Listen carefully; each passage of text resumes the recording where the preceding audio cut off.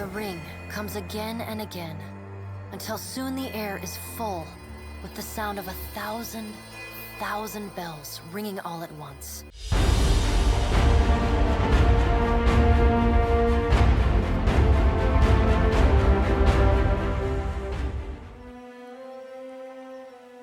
Hello and welcome to the third session of my Pillars of Eternity 2 Deadfire Lorethrough. We are currently at an Engwithan dig site, which is to the east of Port Maje, which is the bigger of the two towns on the island that we are currently on. The governor there, Governor Clario, gave us a quest to find the head of the dig site operation, who he hasn't heard from for a long time, Odorisi. We have not found Odorisi yet, but we did find a group of people that were in this structure here who hid from the Colossus Eothas, who you can see his footprint here. And when we talked to them, we also found Aloth, who was a companion from the first game and now again in this game. Before I actually get started playing today, I did want to address a couple comments that I got from YouTube commenter Suali. I apologize if I got that wrong. They pointed out a couple things to me. It was quite a few things, actually, but a couple I wanted to address here. First, I don't have to go into scouting mode to see traps and hidden objects this time, so thank you. I appreciate you letting me know.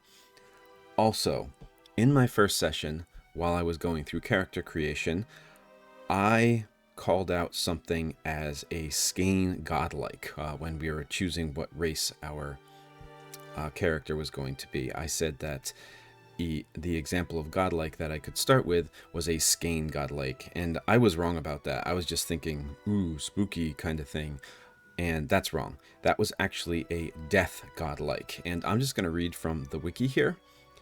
The most distrusted of their kind, this is a Bareth godlike, the death godlike. The most distrusted of their kind, strange growths cover their eyes, or in some case entire face, giving them a sinister appearance. The growths are transparent for the godlike, but opaque from the outside, hiding their features.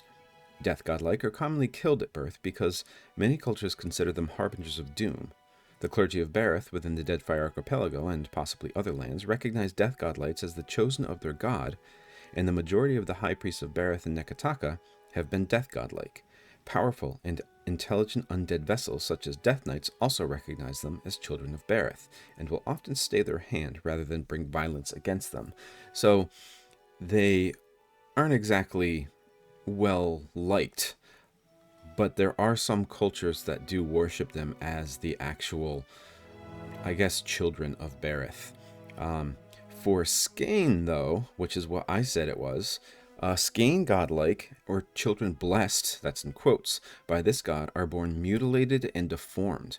Many are killed before anyone even realizes they are godlike, and even knowing what they are, many parents are not willing to raise what is considered to be an abomination. Those who do survive spend their whole lives in misery. So if it was a skein godlike, they would have been much less recognizable, and it would be very difficult to actually, you probably wouldn't really see too many skein godlights as you were walking around the world, because often they are killed at birth or shortly after, because they just appear diseased, and you might not even know that they're a godlike before you kill them or before they die. So again, thank you, Sali, for pointing those things out. I appreciate it. So let's get started here. We're at the Engwithan dig site here, and maybe, I guess, just start from the bottom up, right? Let's go to the arena sublevel.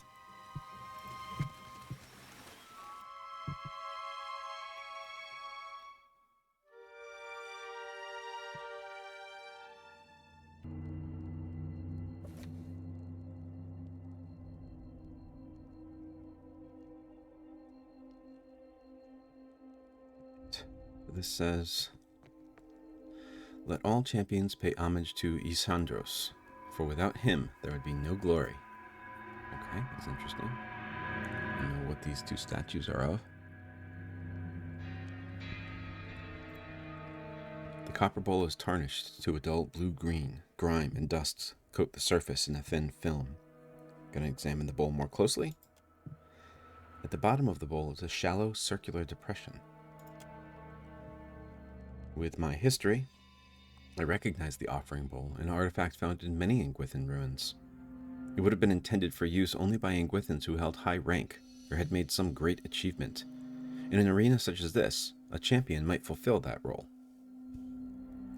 Oh, I have a champion's medallion that I can place into the depression. That opened the door for us.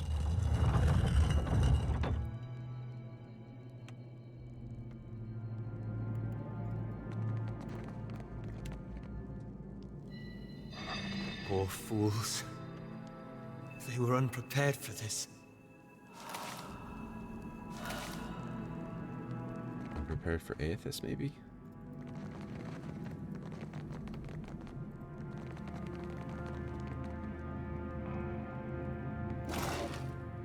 Pry bar and some rune powder. While alchemists utilize knowledge of the mundane world to manufacture gunpowder, ambitious practitioners of magic have created an alternative.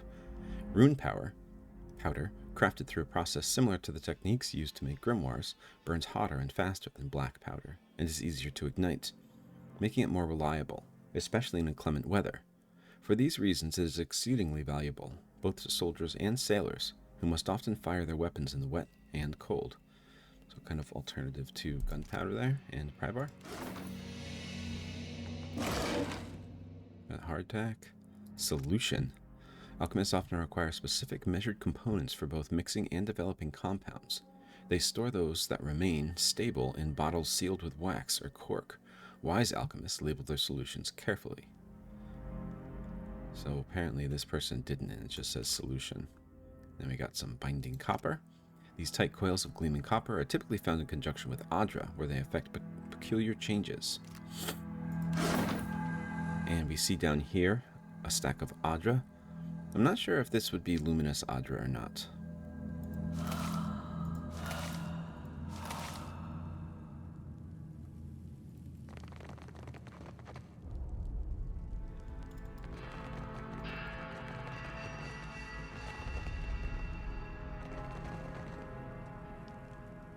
Some kind of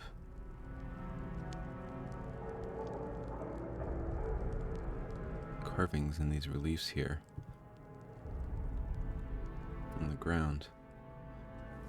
Wonder if this opens up. They look kind of like onomats, maybe? And we see the statues here that look kind of like with what the drawings are up on the floor. Part of the statue near the legs have been forcibly removed. Praise to bold-hearted Avarix, master of the blade. In memory of Sama, beloved sister, I gift this statue. So these seem to be... This is, it said arena sublevel, so this seems to be statues commemorating some of the gladiators who fought here, maybe? Of course. All that remains of this inscription is Rock of the Fortunate. The stone around it is worn smooth.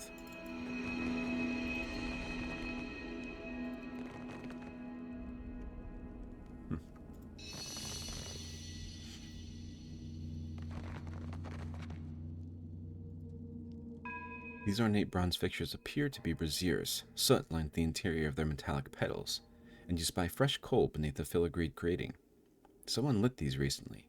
Had you the means, you might do the same. Let's light it with our torch. Nothing happens for a moment, and then the brazier ignites in a sudden rush of flame. Do it to the other one. Indeed. Same thing.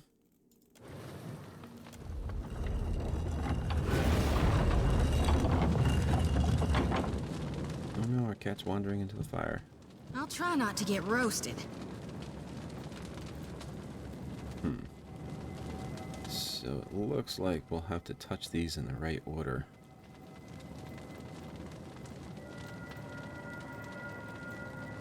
If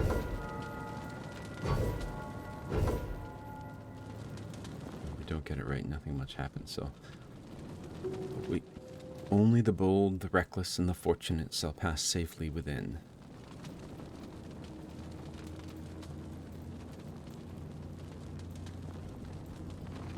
Alright, so let's see if we can find something that tells us the order we have to press these in. Looks like... We got some brine imps. Stand together!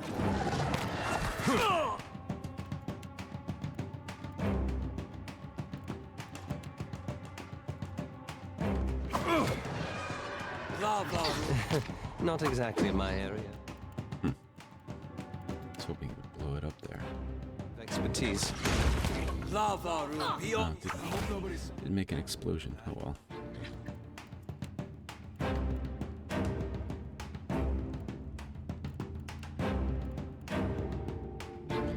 Okay, so is this something I have to turn on? The character swings the mace with massive force, damaging the target's armor at the cost of recovery time. So it's just, okay.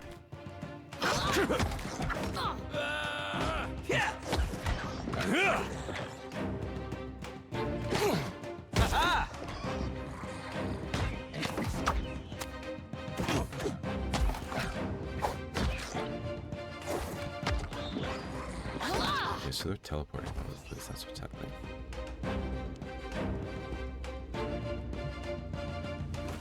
Alright, let's take a look at imps then.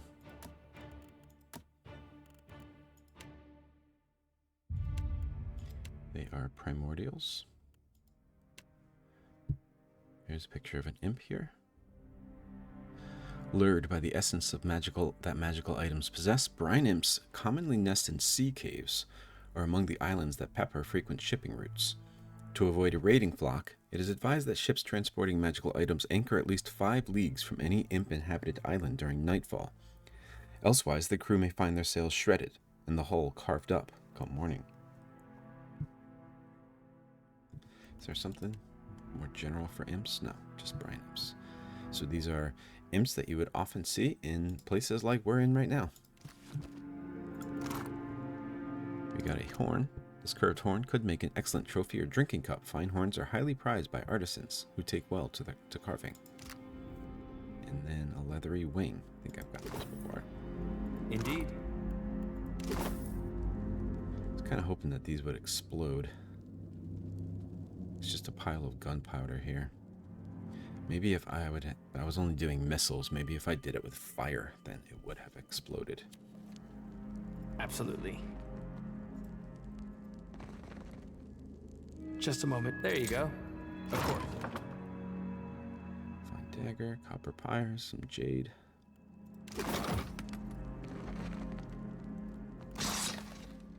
A medium shield.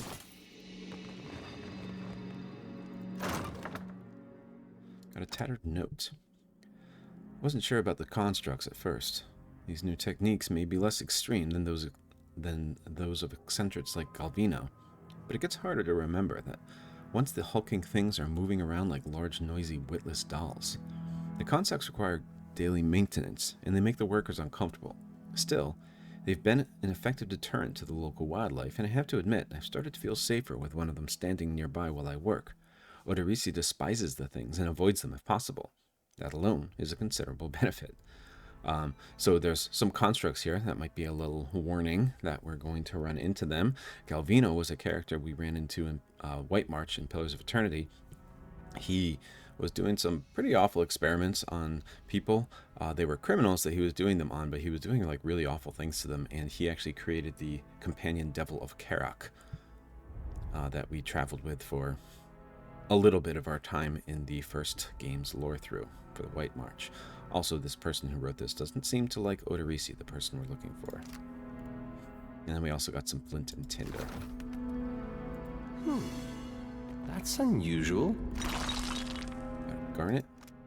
Garnets come in nearly every color, but are most frequently pictured in being red or orange. On the rare side of Aora stones, garnet is also known for its hardiness and is occasionally employed by certain blacksmiths in steel etching. I can make some things here. I make drugs. I don't want to do that. What does Potion of Attuned Self do? +5, +8 all defenses against body afflictions. And mind afflictions for 45 seconds. Sure, let's craft that.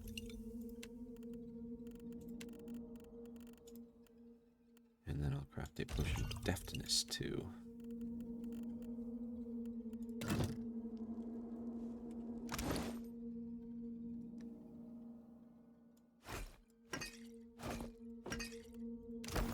So I crafted them. Let's see if I remember to use them. Could be a... No, will-o'-the-wisp, or will-o'-wisp. And a sporling. No rush, but if you have any antidotes handy, I'd be much obliged. Come on! No mercy!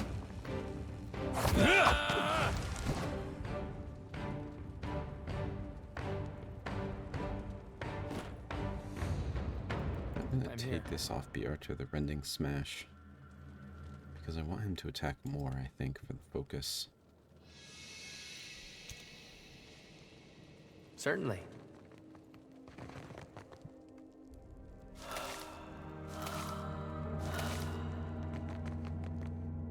Happily. The walls here have collapsed inward, barring any further progress.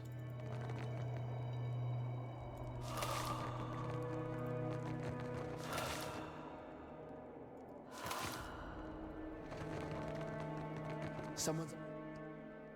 Oh, I didn't read the will-o'-wisps yet.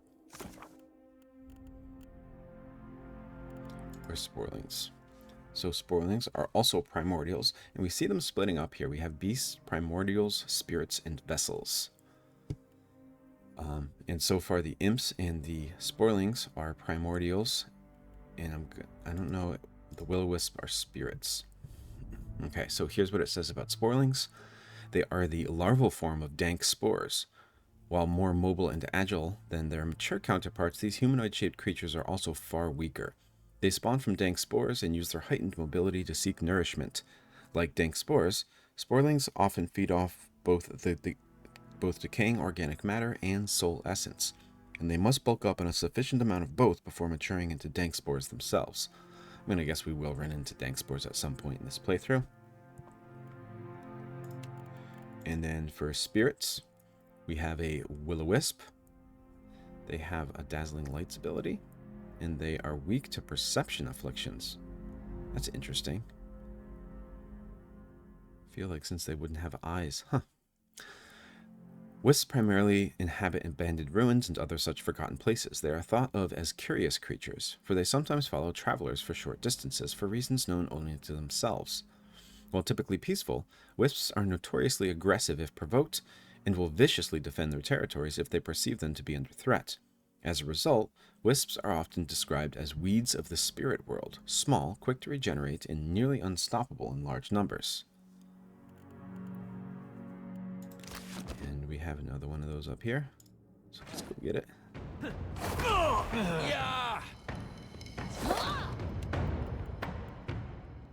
Did it say?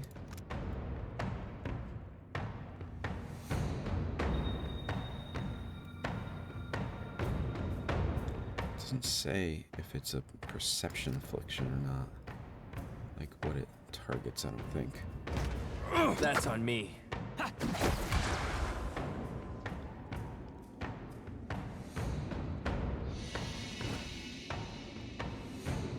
I'd be glad to.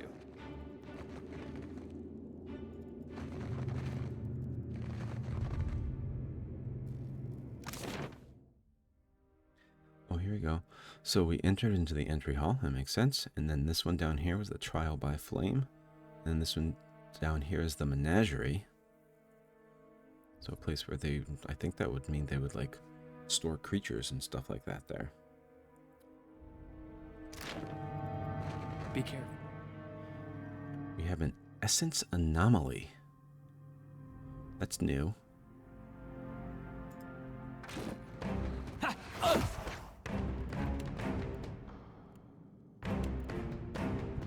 Stand together! One of the things about this game that I think I like most of your spells and abilities and those kinds of things, unlike the first game where they were per rest, most of them in this game are per encounter. So you can use your spells freely and not have to worry about your pool being too drained.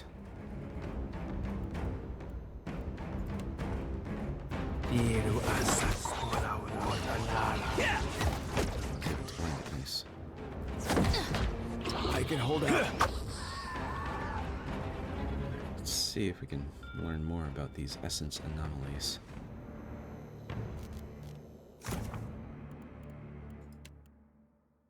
Okay, so it just says they're phantoms. Phantoms are souls that did not properly separate from the body after death. This usually happens as a result of severe trauma, particularly in the case of a violent death. Unlike lost souls, which are incapable of interacting with or being detected by normal phantoms, phantoms like shadows and Changula, maintain a connection to the physical world. They will attack other life forms without discrimination. Phantoms can also manifest from kith who live particularly chaotic lives, including violent criminals and the insane. Anyone can become a phantom under the right circumstances, but the fear of phantoms and their association with the mentally ill can result in vulnerable populations being shunned across many communities. So here it says they are souls that did not properly separate from the body after death. So because of some kind of trauma or awful deeds they committed, their souls didn't actually return to the wheel, it sounds like, and are left wandering and just basically attacking anything they come across. But these were called essence anomalies, so I don't know if that's a particular kind of phantom, or it might be special to this area. I'm not really sure about that. Indeed. At once.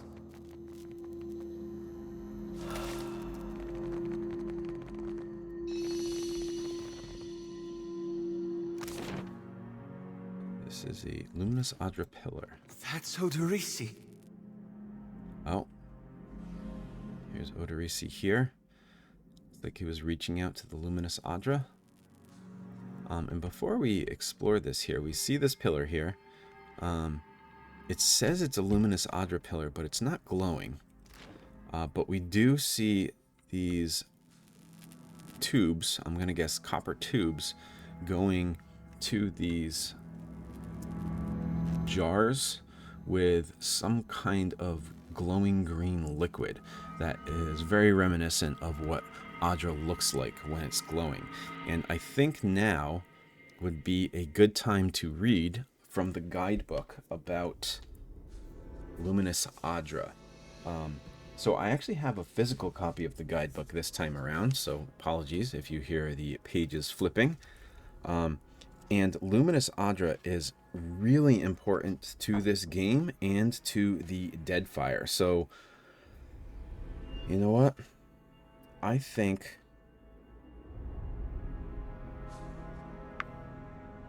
I just want to read the entire thing here. It's not especially long. It's probably about a page, but the pages are a little bit big. But I do want to read from the guidebook here. It says, Introduction to Luminous Adra. It would be impossible to understand the Deadfire Archipelago without first understanding Luminous Adra, its mystery, its importance, and its value. Although there are numerous reasons for the world powers of Eora to make haste for the Deadfire, Luminous Adra has consistently proven to be the galvanizing force behind those dramatic shifts in cultural priorities. The lengths toward which others would go to exploit or control these mammoth pillars of soul-channeling rock have come to define many of the conflicts that threaten to reshape the face of the Deadfire. Adra is a rare mineral that sprouts from the earth in the form of gargantuan pillars. It is presumed that each pillar connects to a branching network that extends down to the rocky depths of Eora. So the implication there is that these pillars obviously don't just jut up out of the ground, but there is some place in the middle of the world, like at the core of the world, where all of this Adra meets. This has not been conclusively proven, as even excavation has its technical limits.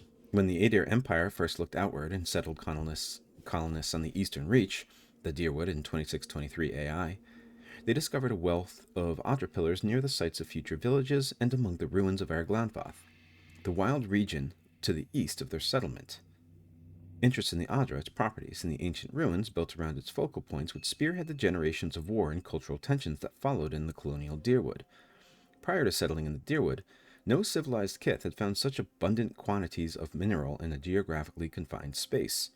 Fortune hunters who plumbed the remote and forbidden ruins of Erglanfath made a startling discovery. The site of Adir's colonial ambition was dotted with arcane machines. These strange and semi-functional artifacts were the product of the Engwithans, an ancient society of wise and powerful kith who had long since vanished from the world.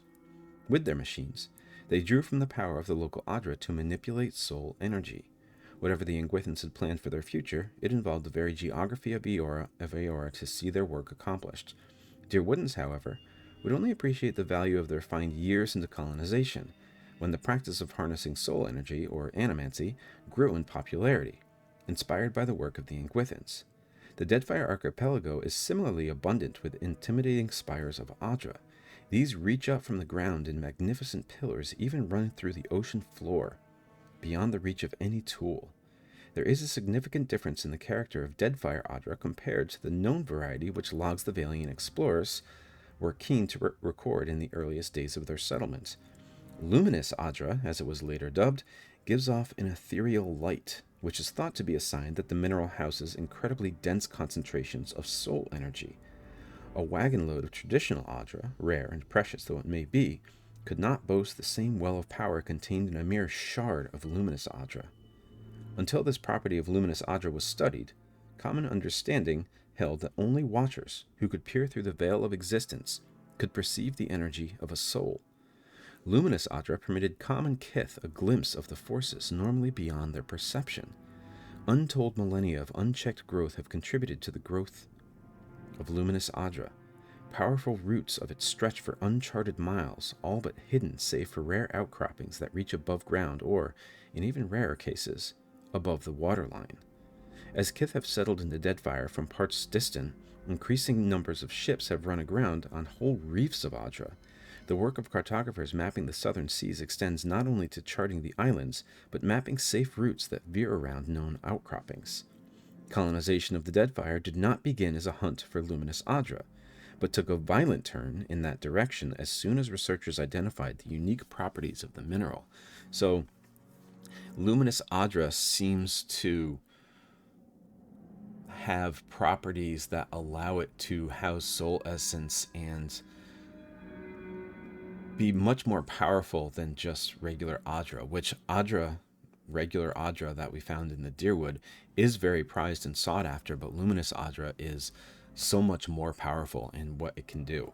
And it's said that even a shard of it could allow a person to almost see souls the way a watcher would see souls. Not exactly like a watcher would see souls. I don't think it would be as powerful, but it did allow some people to experience at least a portion of that. Also, it talks about these like vast miles maybe of Luminous Adra that stretch through the ocean and everything. So if we go underwater, we would be able to see just God knows how much of that stuff just all over the place. And it makes up a lot of the Deadfire archipelago. This next thing is Captain's Log, Sire. It's just a short little diary entry that I want to read. It's on the page of Introduction to Luminous Adra. Bosun spotted light beneath the waves. Light. At first I took it for the mariner's affliction, that seasickness which comes with months with no sign of land, or an illusion from a more tricksome moon. Then I caught hints of the blue-green myself, peeking up at me from beneath the waves. We shouldn't have been able to spot Adra that deep, yet there it was. It stretched on for days, like a trail laid out before us. We thought ourselves mad. If there was madness on my ship, then it was a shared madness that consumed us all. Even knowing what I do now, I will not soon forget the breath-stealing beauty of that first luminous sighting. So, unlike the Adra and the Deerwood, this one glows powerfully. And it mentions at the end of that guidebook entry that while people didn't come to the Deadfire at first to harvest Luminous Adra, once they found out what its properties were, the attempt to control Luminous Adra caused like a lot of violence. So there has been a lot of conflict in the Deadfire archipelago because of this resource here, this Luminous Adra. Very reminiscent of real-world conflict resources like diamonds and gold and oil, that kind of thing. And we can see that in the Luminous Adra and the Deadfire archipelago.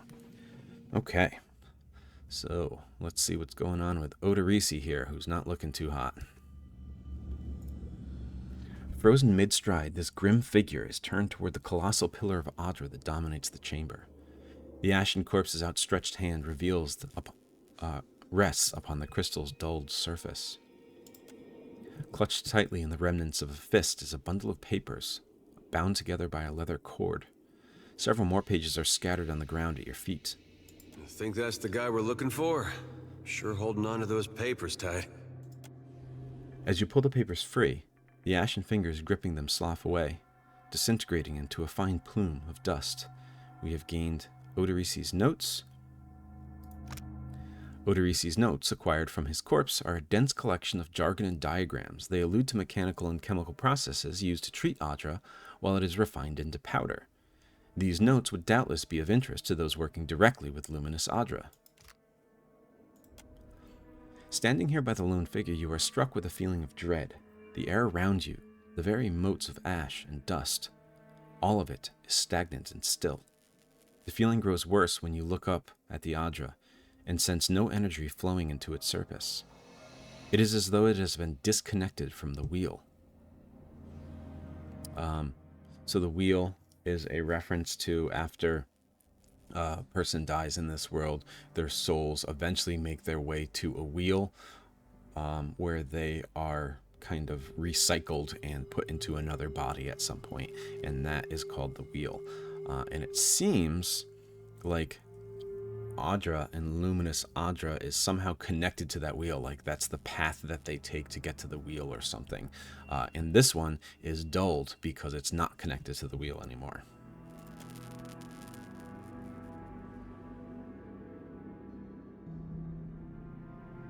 You place your hand against the pillar of Luminous Adra.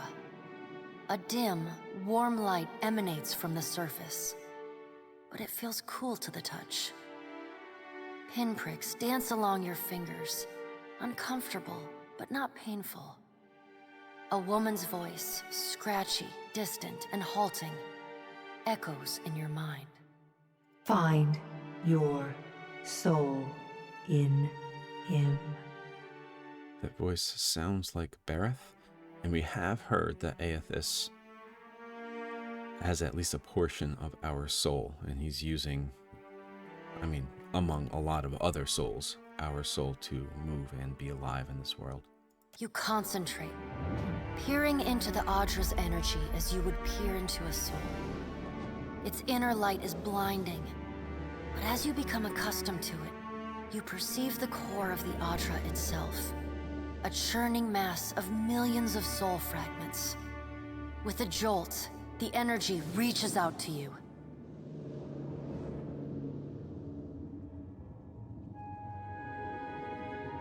The Engwithan ruin fragments around you, breaking into incoherent shapes and dissolving to dust, falling into an infinite well of dark gray vapor. Even the ground itself disintegrates into nothingness. All that remains is the murky expanse of the in-between.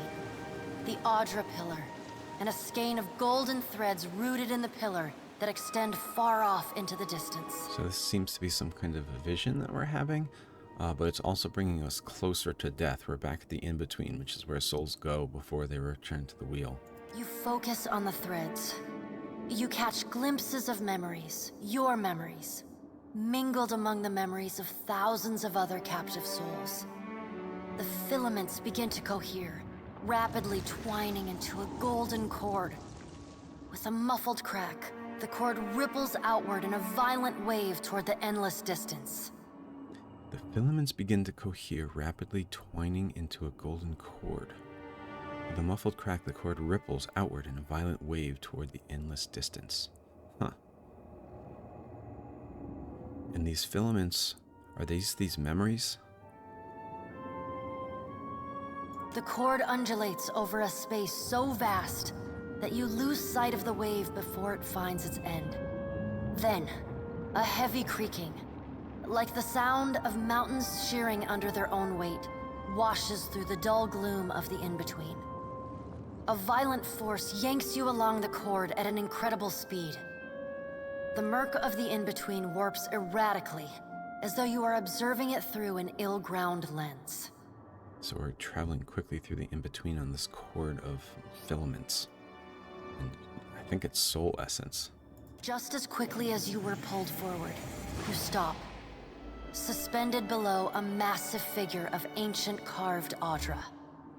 Like all Adra, it glimmers with energy, but the souls and memories within it are not flowing down. They churn in a vortex that burns at the heart of the statue's mass in some invisible engine. I think this is a reference to the Colossus Eothas that's walking around. Usually,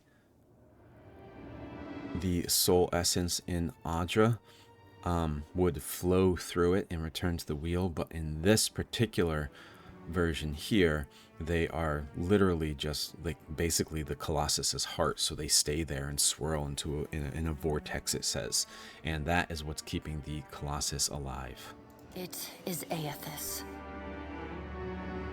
The great golden cord terminates in his back, sending pulses of energy throughout his limbs as they move. He walks in long, slow strides toward a brilliant pillar of Adra far in the distance.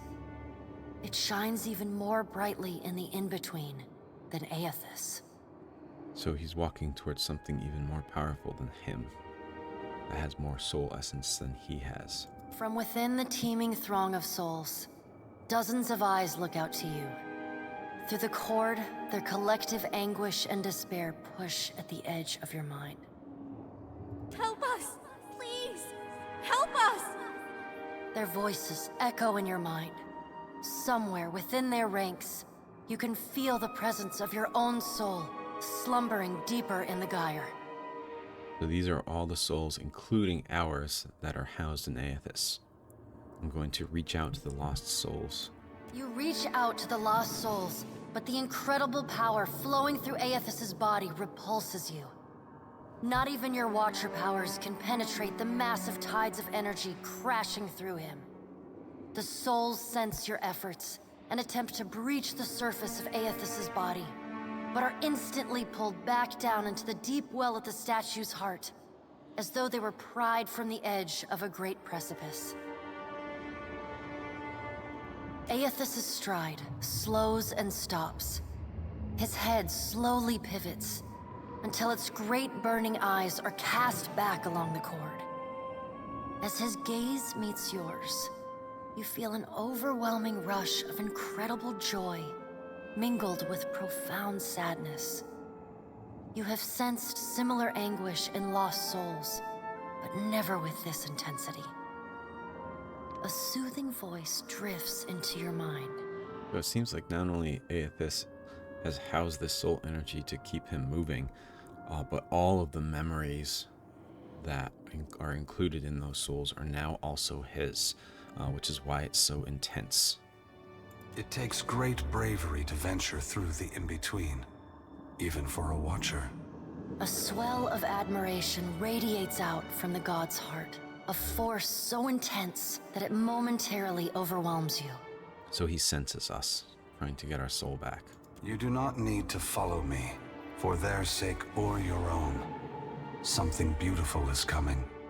Something that will save us all. A great light shines from Eothas's brow, so bright that even the souls within him flinch from the source, cowering in fear. Through the glare, you see Eothas's massive arm reach up to grasp the golden cord, the tether carrying energy from the Adra pillar to him, that also suspends your consciousness. So whatever his plan is, he thinks it's going to bring some kind of, I don't know, peace. And he feels like we don't have to follow him. He feels like he's doing the right thing. He's not doing something that needs to be stopped. And I'm going to say, what does that mean? The sun will yet rise, Watcher. You need only wait for its light to come. Speaking in like parables and riddles. Eothas yanks on the golden cord, pulling it from his back. The cord tears into filaments that blacken and dissolve to dust. Without pause, he turns to resume his stride toward the distant pillar of Adra, shining on the boundless horizon.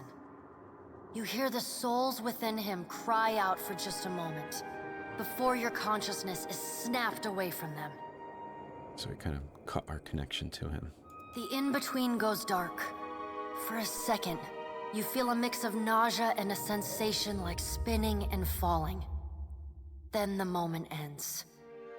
Your consciousness has returned to the Engwithan arena. The world is sideways, the Adra pillar upside down. You flinch at the feeling that you're standing on the ceiling. The disorientation overwhelms you and you collapse to your knees next to the luminous Adra pillar. Previously dim and flickering, the pillar now glows with a strong and steady light.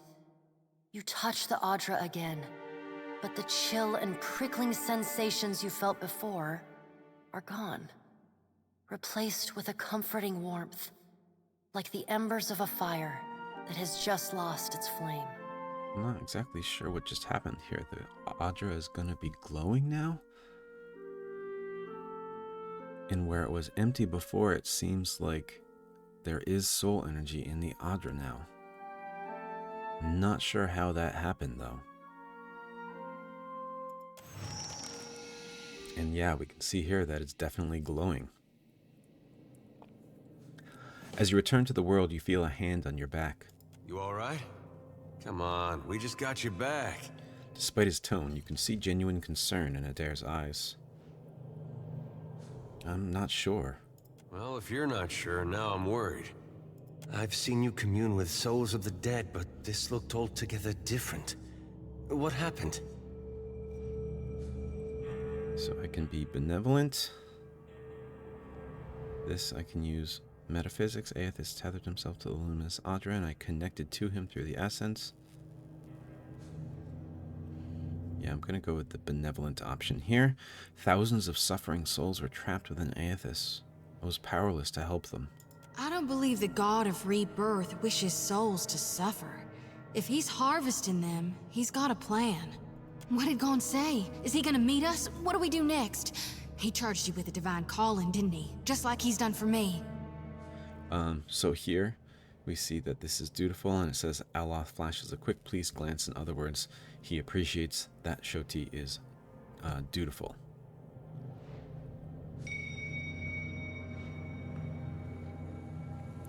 I saw more luminous Adra in his path, but he told me not to follow, that something beautiful is coming. I wonder if he said the same thing to people in Raed Saris 20 years ago.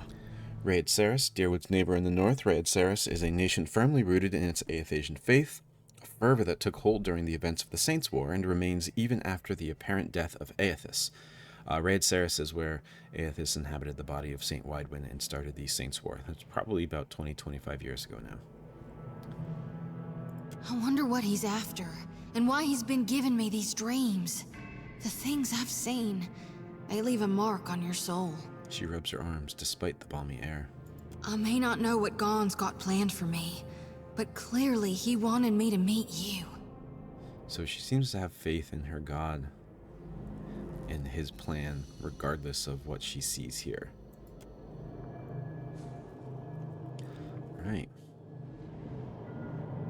Can still touch him. Okay. So here we see what Luminous Adra actually looks like. Where it was dull before, we see it glowing with soul energy here. And much brighter than anything that we saw in the Deerwood. Let's see if we have a journal entry here. Eothas is drawing essence from the pillars of Luminous Adra in the region. Whatever he means to do with all this power, tracking down these pillars may be the only way to pick up his trail. So that's how he's gaining his power here, by drawing from the Luminous Adra. And now I need to locate more pillars of Luminous Adra. I can't sense Eothas' presence any longer, which means I won't be able to track him down directly. But if Eothas is using Luminous Adra pillars throughout the Deadfire archipelago as a source of energy, I may be able to pick up his trail again by finding more Luminous Adra sites. The Valiant Trading Company has a vested interest in locating Luminous Adra. Governor Clario may be able to point me in the right direction. So we can't follow him anymore because we don't have that connection to the part of our soul that he had, but we know what he's in search of now, which gives us a little bit of a clue where to go next. Could be Another Brine Imp.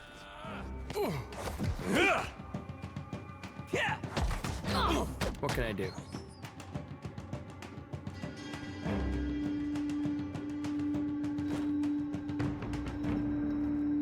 Of course. Doro the Reckless defeated 7 beasts barehanded. Moss and grime have been scraped clear of large portions of this mural, revealing the vibrant hues of the Engwithan figures beneath. We've got some Adra Inyuk. We have an Animancer's hat. We have a pistol and a journal entry. It has been a stroke of unimaginable fortune to find an Adra vein in such pristine condition. The essence is so concentrated here that, even from the far side of the corridor, the pillar's light pulses like a star. At times I almost feel as if I can sense it, like the warmth of sunlight upon the skin. We will need to reinforce the central chamber before attempting further excavations. The ruins are unstable, and Sel's motley workforces of savages and paupers grows more fearful by the day. With the assistance of a single watcher, we could trace the essence in the primary vein and isolate those deposits worthy of distraction. I've petitioned Director Castel and Nakataka for such a resource, but I am continually rebuffed. It is unthinkable that the Valiant Trading Company cannot isolate within the vast borders of its considerable influence a single suitable candidate. I must assume that the wretched Elete woman is hoarding them for her fanciful experiments, transportation, as if we have the time to expend such frivolities. So here, this person writing this recognizes the power of this Adra and wants to trace the essence to, let me see, we could trace the essence of the primary vein and isolate those deposits worthy of distraction. So we'd be able to find a even larger source of luminous Adra if there was a watcher that could track the path the soul essence is taking. Which we can do that. And I wonder if that's kind of what we just did, actually, when we touched that pillar back there. Happily. We have Unguent of Animalism. Designed to be smeared into the eyes and across the lips, this numbing balm quiets the mind's higher thoughts, allowing animal instinct to guide movement and perception for a short time. The tingling, however, lasts for hours. So you get athletics and survival for taking this. Hardtack and a rope and grappling hook. Indeed. Some torches, flint and tinder, and some water.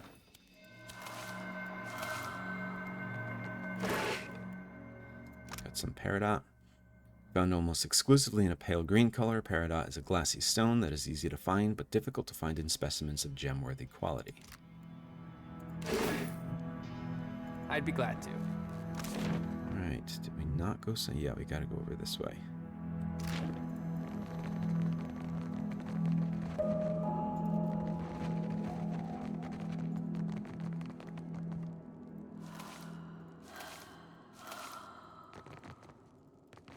Hey.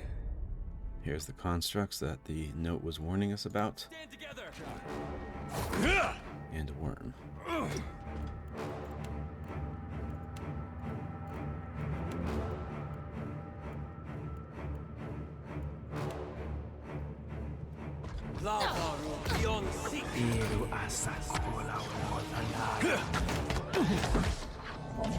So I was able to blind them.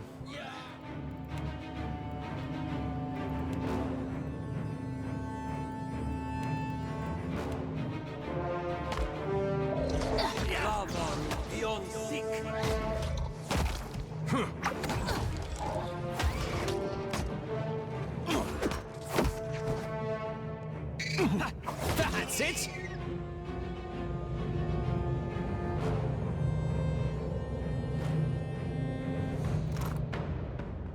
Some pyrite and binding copper. Of course. Cloth. Mother of Pearl. Mother of Pearl can be scraped from the most outer layers of pearls, though it's most commonly harvested from the shells of some clams and sea snails. It's prized for its subtle iridescence and is often used to create jewelry as an inlay for wooden furniture and instruments. We got a pickaxe and a sword. Happily. You can see the luminous Adra here. Got it. This is probably why this whole group was in this area here to harvest the luminous Adra. Got some larvae, a clutch of writhing larvae. Blind and hungry, they move instinctively toward any sorts of food. Alright. This is the collapsed hall. So we haven't found anything that lets us know how to get through this fire here. I wonder if there's something in one of the other structures we can... Maybe just have to grab that.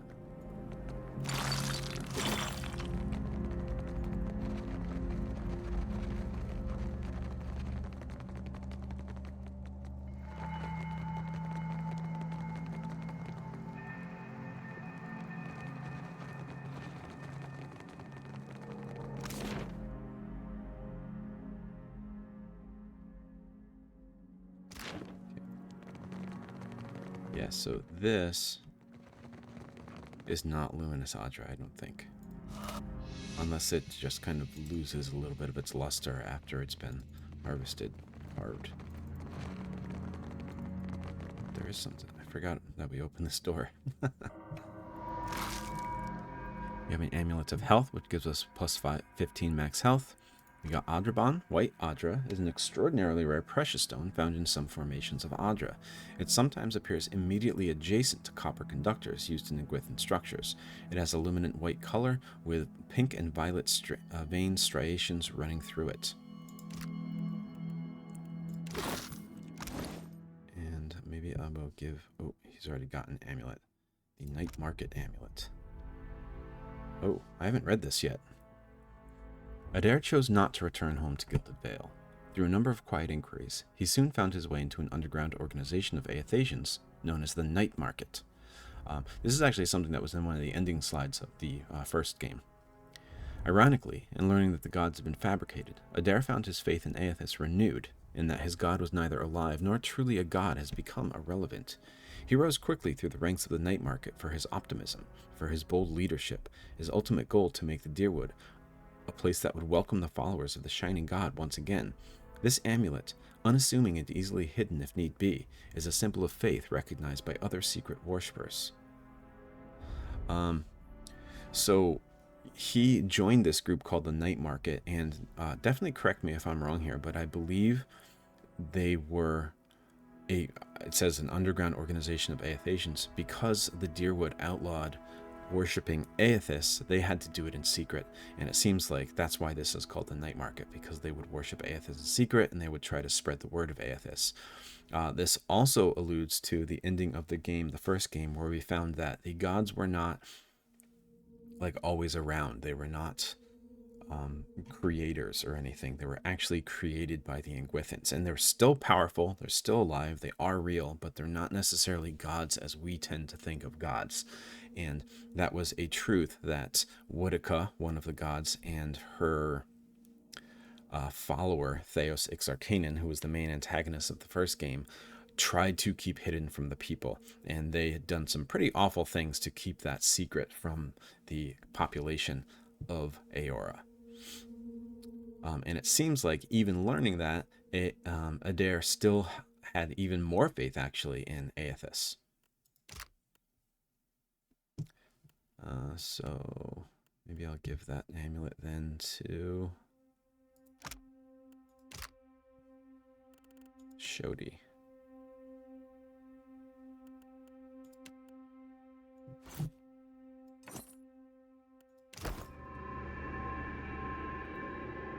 Here lies Ixandros, most virtuous architect.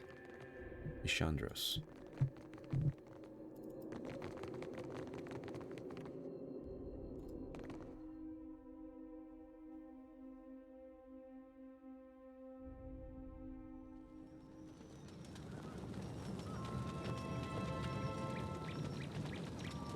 So are these souls that were let loose from that Luminous Adra after we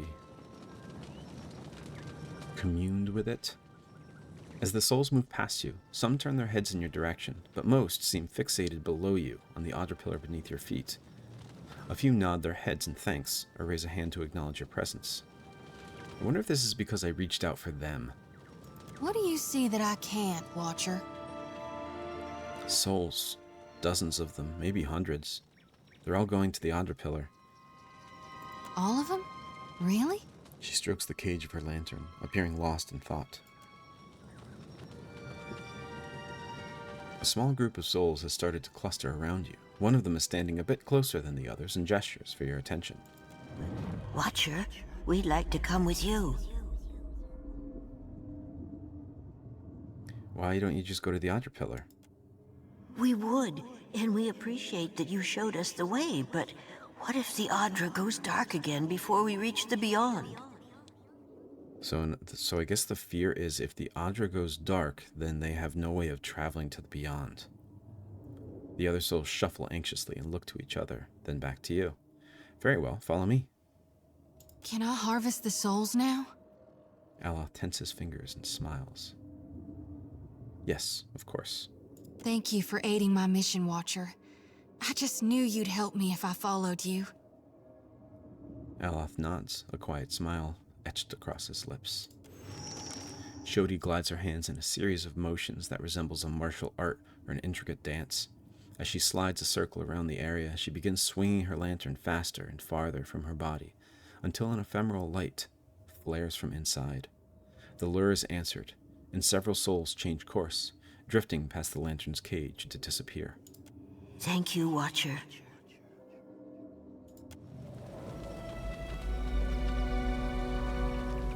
So we are gathering more and more souls. Let's check out these other areas here. I think we've been to the foreman's quarters already. Let's just look in there real quick.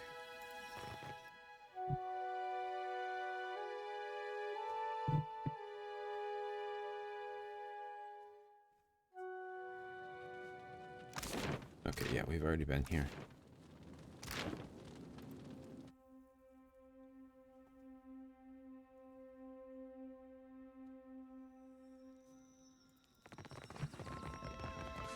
Ancient training hall here. This is where the warning is. By extreme danger by order of Odorisi, the training hall is off limits to exploration.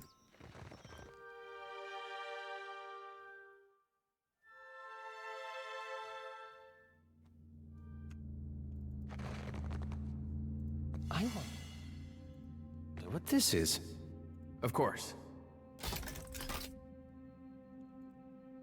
Training dummy has long since been frozen into immobility by age. Could be true. Got a skeletal warrior over here. Oop.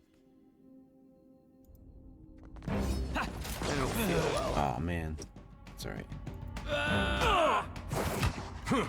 Can't make a dent. Sometimes skeletons kind of keep some of their skills and memories from the real life. They don't actually remember them, but just like through almost muscle memory, which I guess it's not muscle memory if it's a skeleton, but still, like just kind of through instinct, they are able to do some of the things they were able to do while they were alive. And we see this with the skeleton warriors. They're wearing their armor, their shield, and sword, and are probably able to fight better than just some regular... Ooh, what's happening here? Oh, that's because of the trap that I was not able to disarm in time. Interesting. Indeed.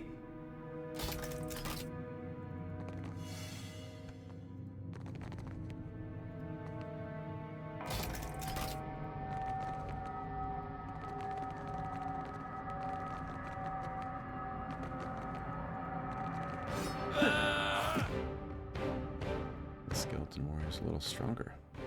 No, didn't work. Fucking blinded though.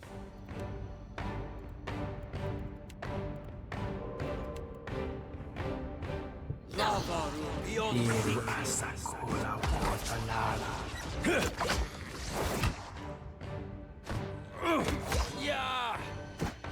Didn't work.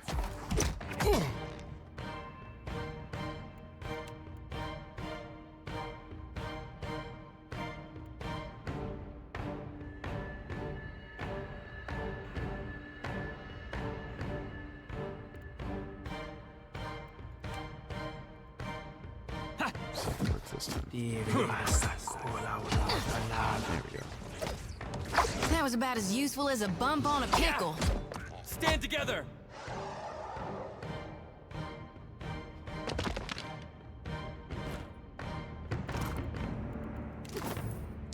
I'll take a rest to get rid of those injuries.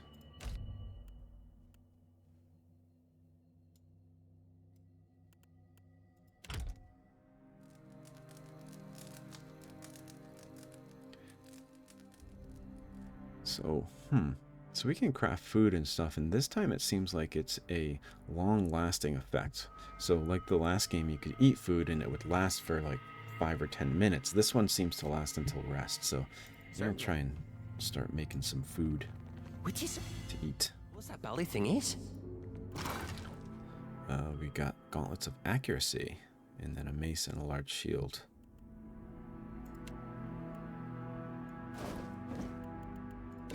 Oh man, I need to give that out to the Arter.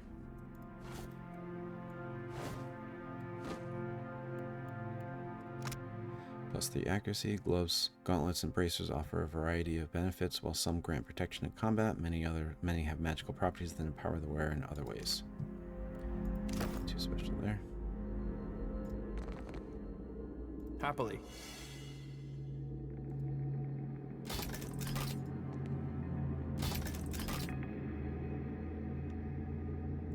Look there.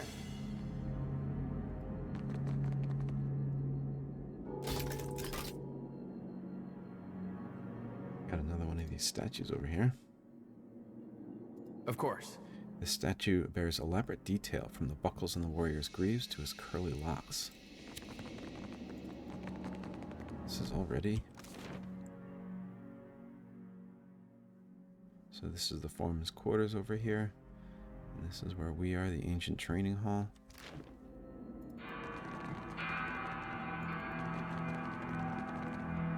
I mean, it said it was really dangerous on the thing out here. And I mean, I guess for just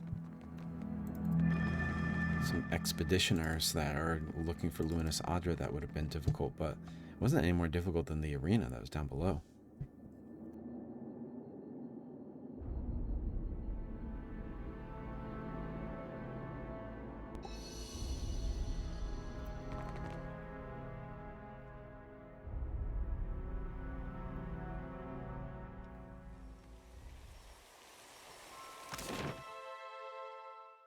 Ah, in the Luminous Adra pool.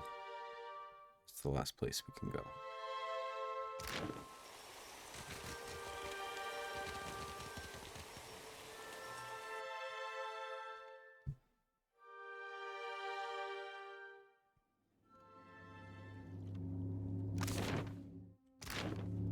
Could be a... Brian Imson, don't worry. Yeah! Very well. That's it!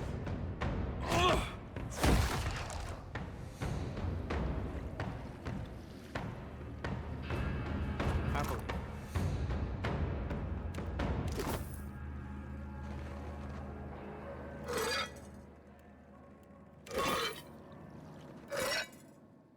Luminous Adra dust. A trace amount of Luminous Adra. So even the dust glows. And we see here it says Luminous Adra pools. And then this pool here is glowing. So I wonder if there's Adra underneath it. Or maybe it's just a part of the water. I don't know.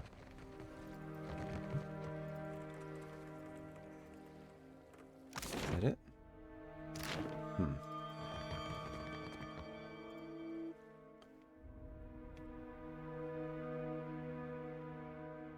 So we did not find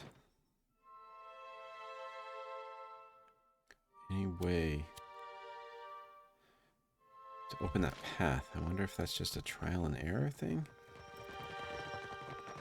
Or is there something hidden here that we didn't get?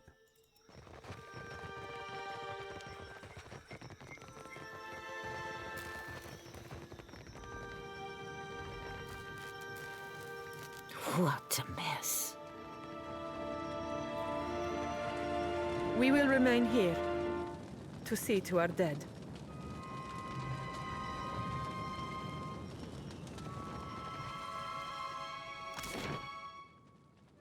Yep. Let's see what happens then.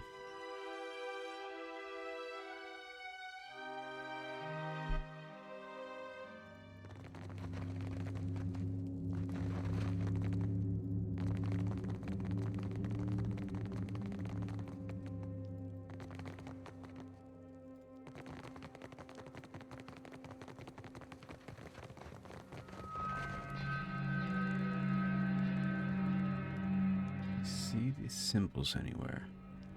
So, okay. This is the bold-hearted Avarix, master of the blade.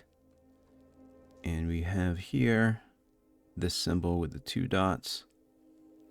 It seems almost like someone swimming in waves or something like that.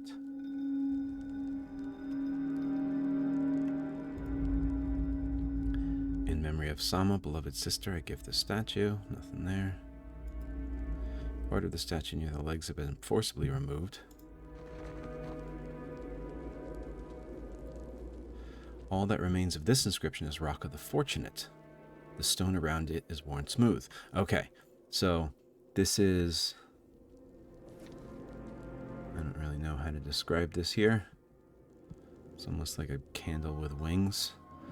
And then we have the person swimming in the water, and that's bold and fortunate.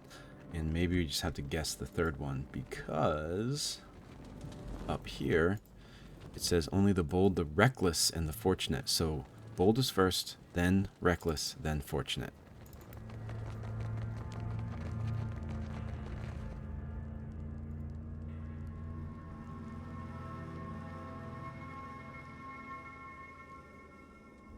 Yeah, it looks like we'll just have to... So we need the guy swimming, something, and the candle with wings.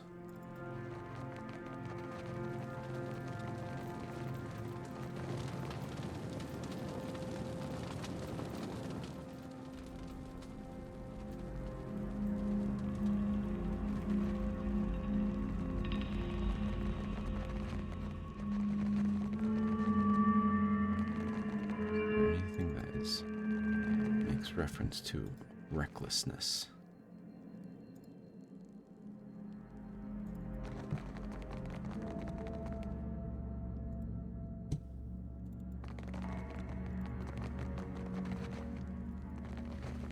Don't see anything here.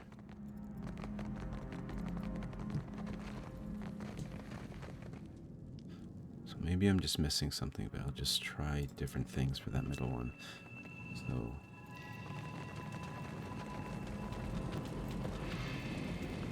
so first, that one.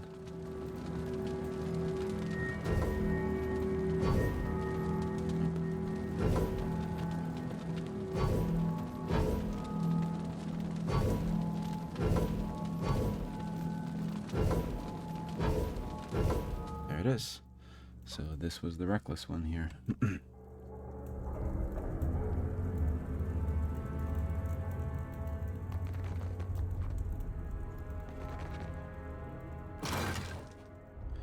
Ooh, we got a gladiator sword.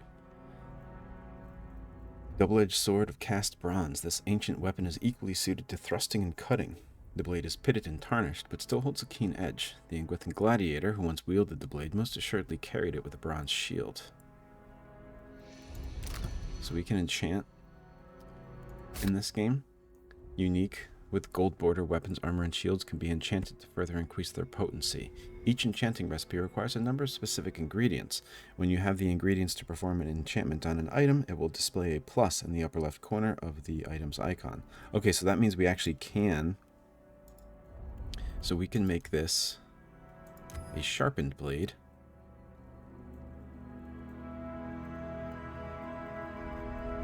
Oh, it's already a corroded blade. No, that's weird. Oh, so it's corroded, so that means it doesn't work that well, which means it's -1 penetration, and then if we sharpen it, then it gets +1 penetration. Okay, so let's sharpen it.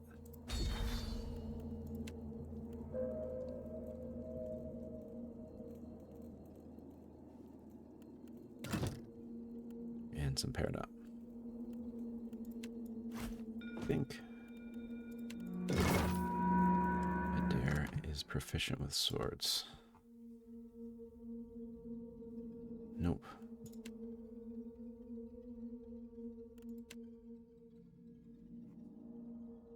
Oh well.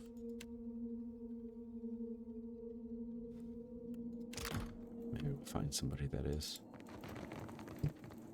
Alright, so I think that'll do it then for the Engwithan dig site. Let's head out.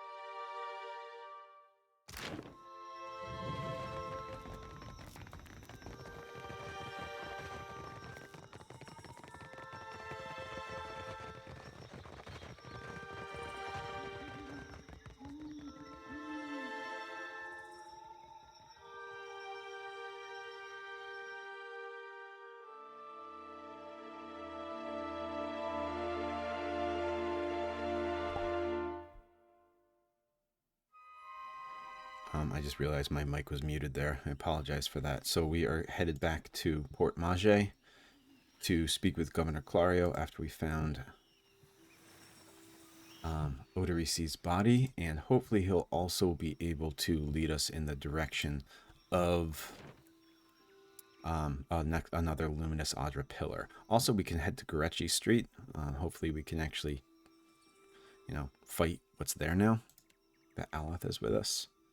Let's go right to Governor Clario's estate.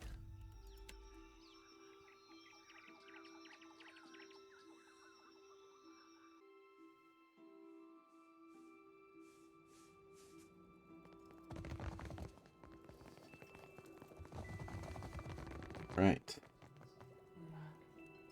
So let's speak with Clario here. What can I do for you? I have information for you about the dig site. At last, Belfetto, tell me, please, what has happened? How much have we lost? I must know.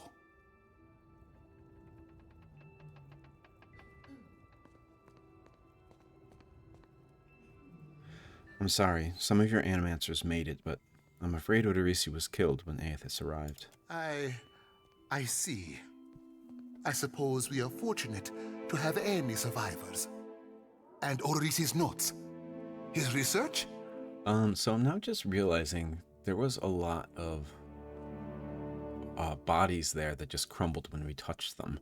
So I wonder if in harvesting these Luminous Adra pillars, Eothas kind of like sucked the souls from the bodies that were close by to add to himself.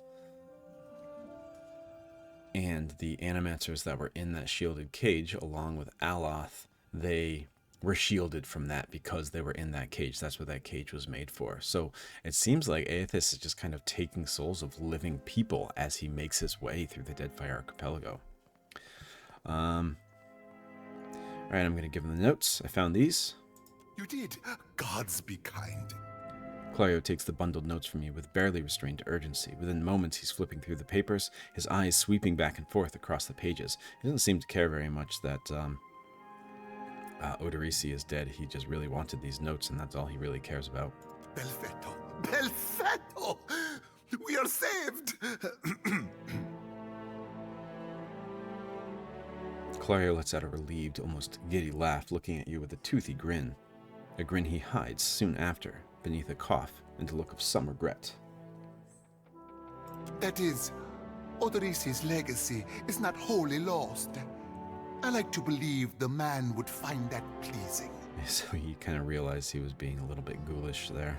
He folds the papers once again and sets his hands over them protectively. You say this is all the work of the Titan, of Eothas, and you still insist on looking for him? He destroyed your ship, killed my people. Would it not make more sense to sail to the far side of the world and away from all this? I don't have a choice. It is a strange obligation you are under. I understand a little of that. Lucky for you. If I were a more sensible man, I would take this for fable and turn you away. Eothas is using the Adra pillars as an energy source. If I can find more, I can find him. Merla. He will ravage every outpost in the Deadfire. That Adra is why we are here. Why everyone is here, in truth. The Valiant Trading Company, the Royal Deadfire Company, countless mercenaries. As alluded to before, that's why so many people are drawn to the Deadfire Archipelago because of the Luminous Adra here. You'll want to go to Neketaka. Queen Onekaza II rules there at the Kahanga Palace. Anyone seeking to do business in the Deadfire Archipelago must negotiate with her first. The Queen knows every Adra vein of worth in the Deadfire. I'm certain she can help you. That is, if she agrees to see you at all. When did he mention the Kahanga? Oh, at the Kahanga Palace. Okay, so who are the Kahanga? The most powerful tribe in the region, now that Onekaza II has united a host of them under her rule. Ikawa would disagree, but then Ikawa contents herself with a spit of land and a handful of followers.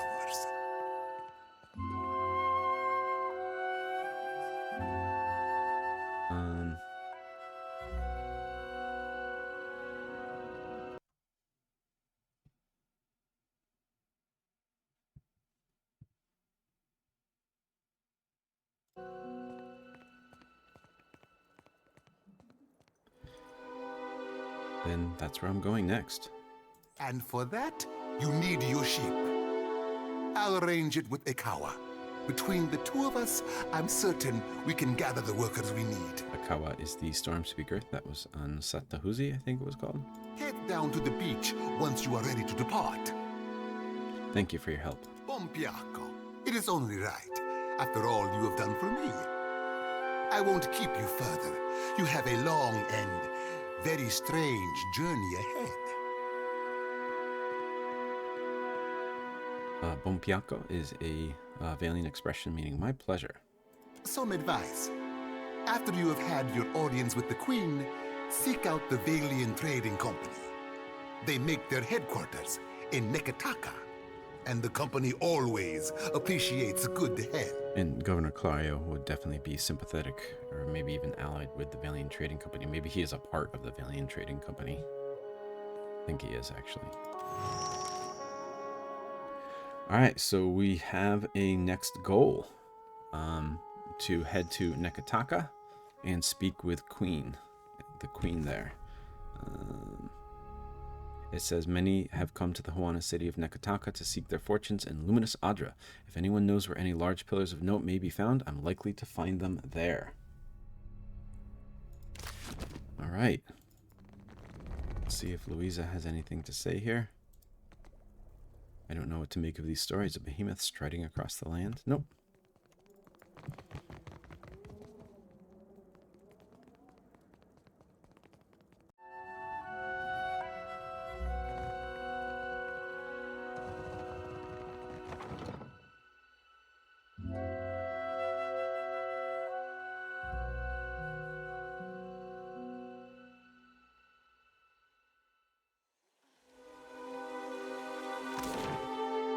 I think now, first let's take a rest in Kraken's Eye. Maybe we'll be able to get some good buffs there. And then we'll head to Gorecci Street. Carvings.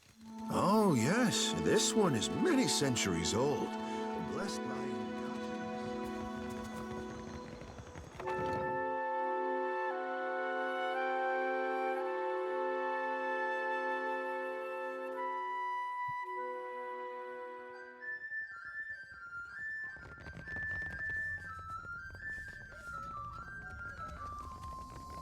Still kicking, eh? What'll it be? I'd like a room, please.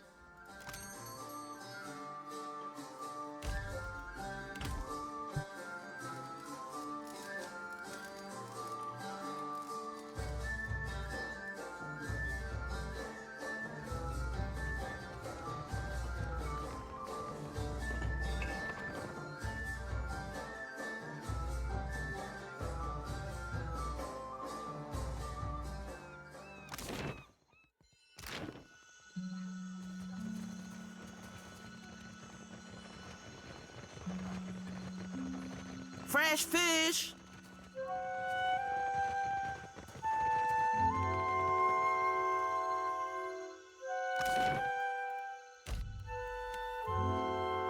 Am I gonna try this again?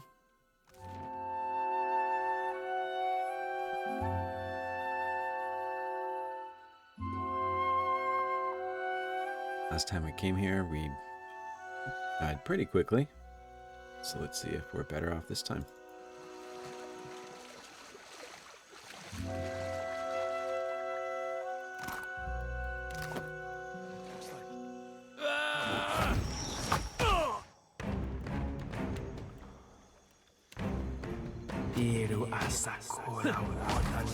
Glory be to God!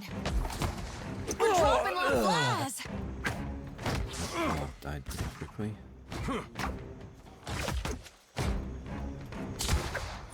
Stand together!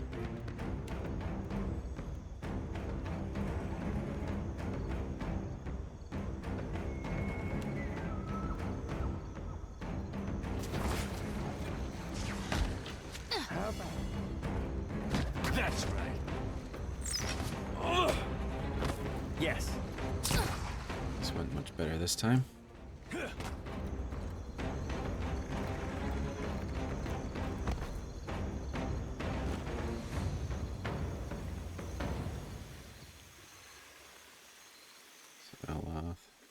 Minus 25% healing received and minus 50% max health. So that's why you can see the top of his portrait here is black and white. At once. Got a protective Eothasian charm. +1 perception. Ability activates when near death. Grants darkest before dawn.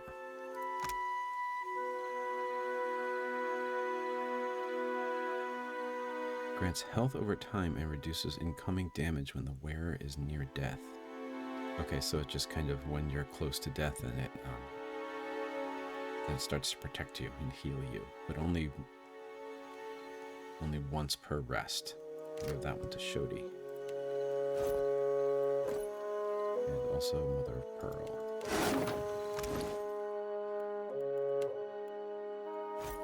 Oh, she's already got one. What does she have here? +15 max health. I'm gonna give this one to her, and maybe I'll give... Yeah, I'll give the max health to Aloth. We can also make his armor fine, so let's do that.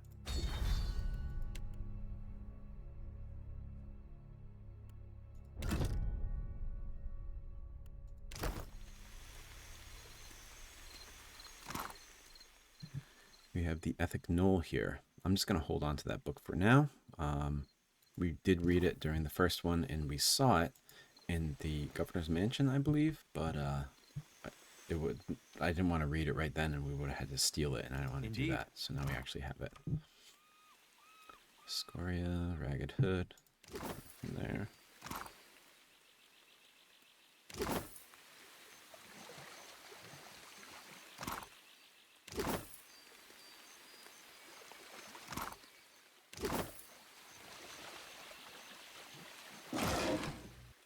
Some blood moss and quill leaf. Those already.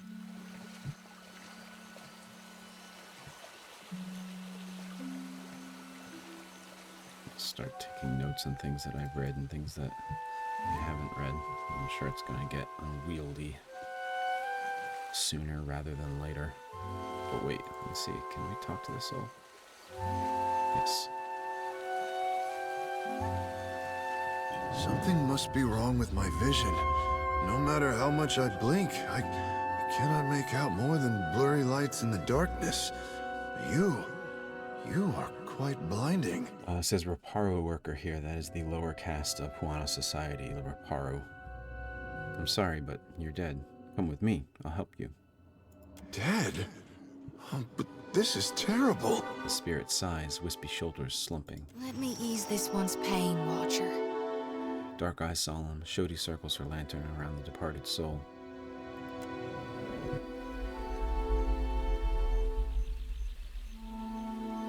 So, I wonder if this is a new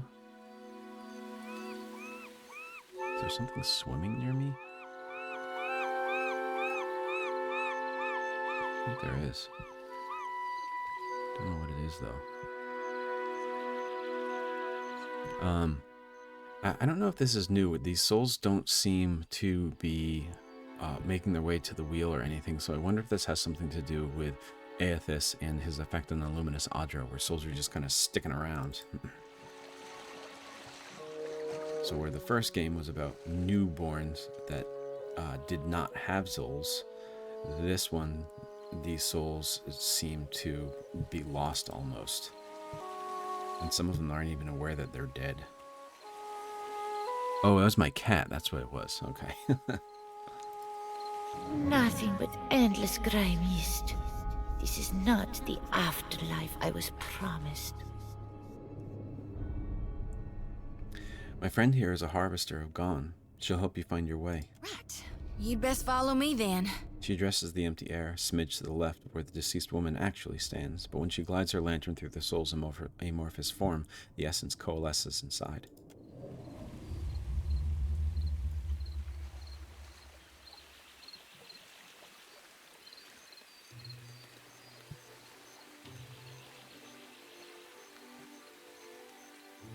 Either the former inhabitants or the looters have taken most of the home's contents. A few scraps of detritus float upon the dark waters. Okay. To get this lost, Miko, you must have been trying real hard. Because I'm a pale elf? The young elf's hand drops to the pistol in his belt, palming the grip. The faintest hint of a sneer plays about his lips as he watches you, unblinking. Savia sent me. She needs you to put a stop to the looting. Ilari snorts, his nose wrinkling. He regards you for a moment longer in expectant silence. Then he throws his head back, letting out a braying, unpleasant laugh. Merle, she must be desperate. Not so desperate as to come here, on her knees to beg for herself. But she sent you. No. There's my answer. I get my cut. There's no sense in ruining a good thing. Going to use my diplomacy to say, help her out this once, and Savia will owe you a favor. A favor? Merle, I should buy her dinner, maybe. Mid-chortle, Ilari's brows draw together. He runs a thumb along his jaw, frowning. Done. I'll do it. Bon piacco. Can't be too bad, having a commander in your pocket. Tell Savia this isn't permanent. Second the water clears up and things are back to normal, we're through. I'll spread the word. Gorecci Street is under lawful protection now. Oh, that was a great deal.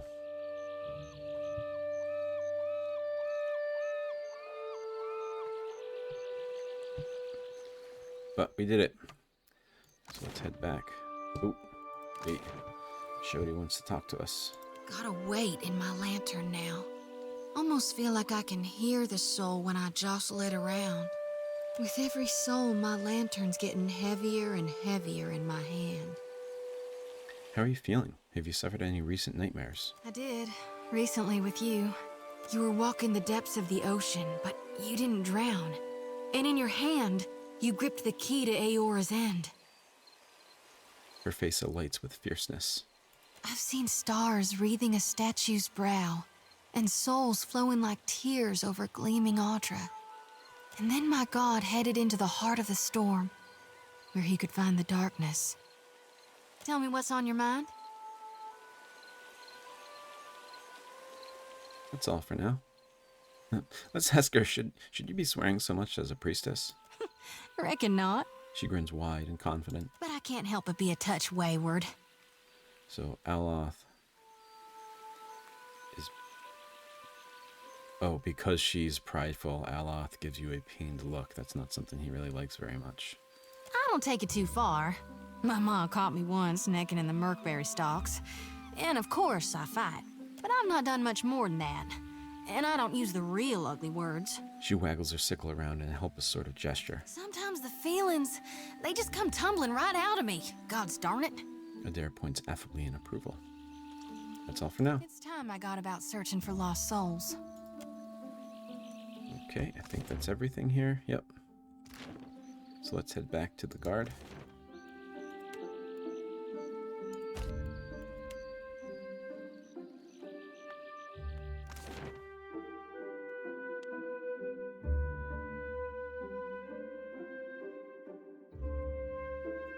Okay, so really quickly, one of my options to free, what's his name, Rum-dumb Riggere, from jail was to pickpocket this guard here. This is not something Bjarta would normally do, although on the Avowed cast that I just recorded, it's a podcast where people are talking about the game Avowed. If you haven't listened to it, you can find it on Spotify. We were talking about pickpocketing mechanics in the Pillars games, and we were using it to try and guess what you might be able to do in Avowed. But I said that I just kind of wanted to see how this works. So I'm going to save it here. This is not something that Bjarta would normally do, but I just kind of want to see how pickpocketing works. So let's see if I can figure it out here. So I have to go into scouting mode, I guess. What can I do? Absolutely. And Bjarta has the best sleight of hand. So let's see what happens here. You cannot pickpocket while being observed.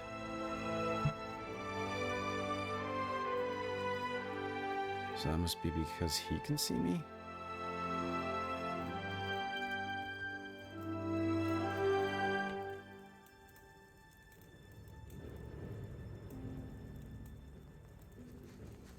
Let's see what happens here.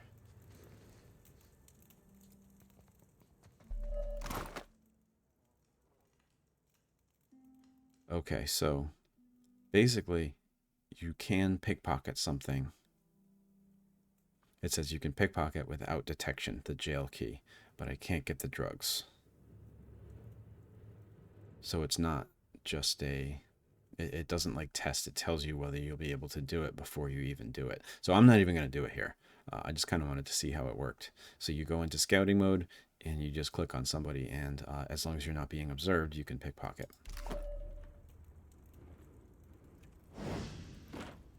Quietly now. Alright, let's talk to Savia. Keeping out of trouble? A little jest. What is it? Convinced Alari to keep watching Gorecci Street. Perfetto. He's a little shitne, but a lazy one. He will not cause trouble if he does not have to. Easier to work with a familiar face for the moment. I can deal with him later. So, we have one small part of Port Maje under control. A good start. Well, here you are, for your time. If I had 10 men like you, the whole of Port Maje would be set right within the week.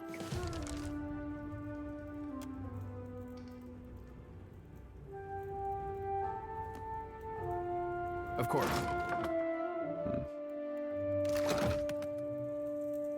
Kind of want to get him here.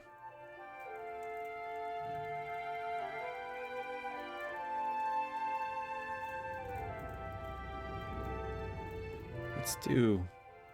No, I don't want to... Like, I think the only thing that makes sense for Bjarta here is to pay his fine. So I think that's what I'm going to do. I could pickpocket the key, and I don't know if she'll get mad and attack us. I could blow a hole in his cell, which I don't want to do that. That's way too destructive. Keeping out of trouble? I'd like to pay Riggere's fine. What is it? Diverus? Well, good riddance to him. It's your coin to spend. Savia pulls a key of rings from her pocket and moves toward the cell door. At least this way we're doing it legally. Karasima, Captain. See you at your ship. Alright, so he is part of our crew now. Looks like I leveled up. Yep, I leveled up. So Adra first. For Adra, I kept working on his athletics and survival. I upgraded his constant recovery to be rapid recovery. So usually, charged by the rush of battle, the fighter will continually regenerate health at a modest rate, and this increases the amount of health regenerated. I also upgraded his, I forget what it was called, knock prone, into a mule kick now, a powerful attack that knocks enemies into the air and then prone, leaving them disoriented.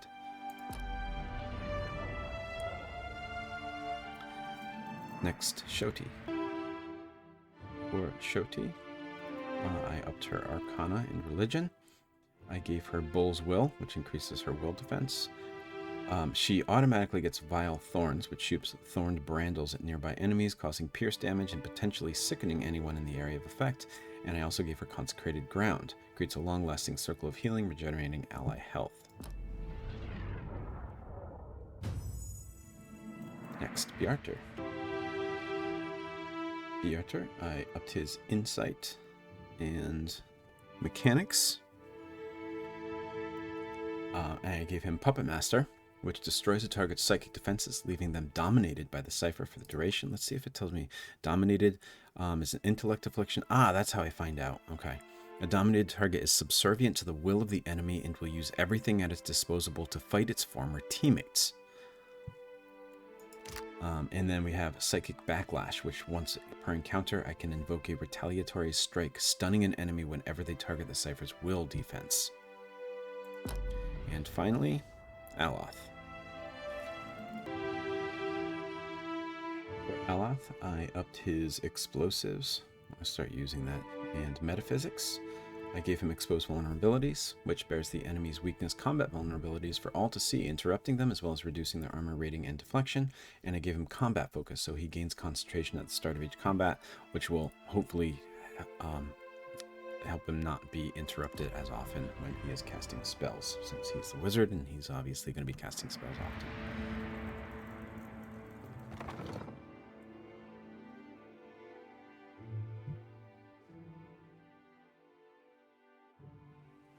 So I think that's it for Port Maje.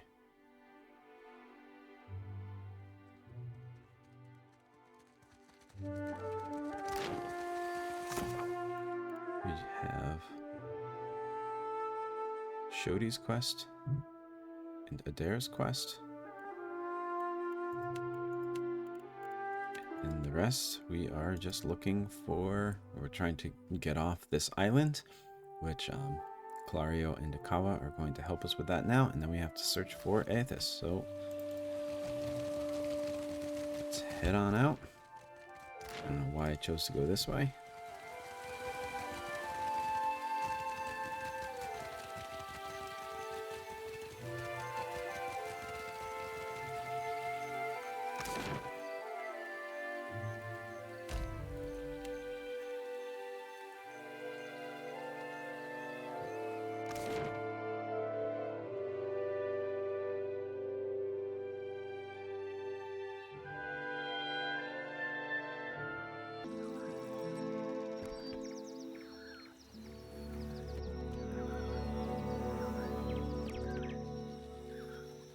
Right, Valorio's Rest.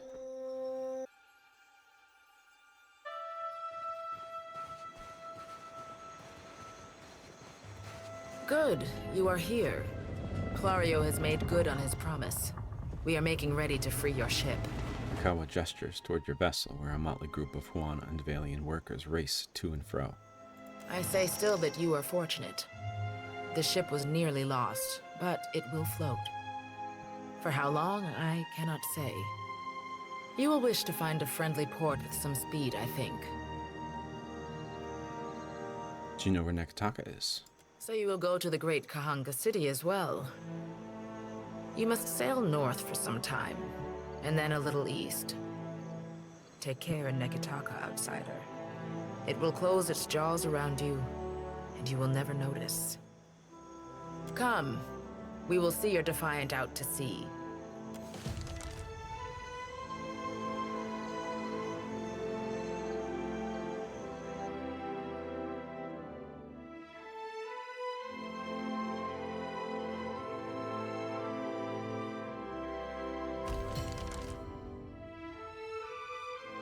You have received a curious message from Harbinger Votner. Let's read it. A wax-sealed letter, quest item. This missive, written in what looks like dried blood on a slice of tanned leather, came to you rolled and sealed with the mark of the Aurochs. The mark of the Aurochs is Remergond. The lettering, spidery and sharp, suggests the sender may have been shivering as they composed it. Most glorious watcher of Cadnua, I cordially invite you to a feast to be held in your honor. A community of like minds is congregated at Harbinger's Watch, a small outpost located in the southern Deadfire Sea, to witness the Deadflow's rapid expansion. Soon ice shall consume all, and Rimergon's dominion over Dead Aora shall be unchallenged. We eagerly anticipate hosting your magnificence, with admiration for your many accomplishments. Vatner, High Harbinger of the Dusk. We should address the matter of our ship's resources before we get underway. So, what was I going to say? I think that was a letter for one of the DLC, the Beast of Winter DLC.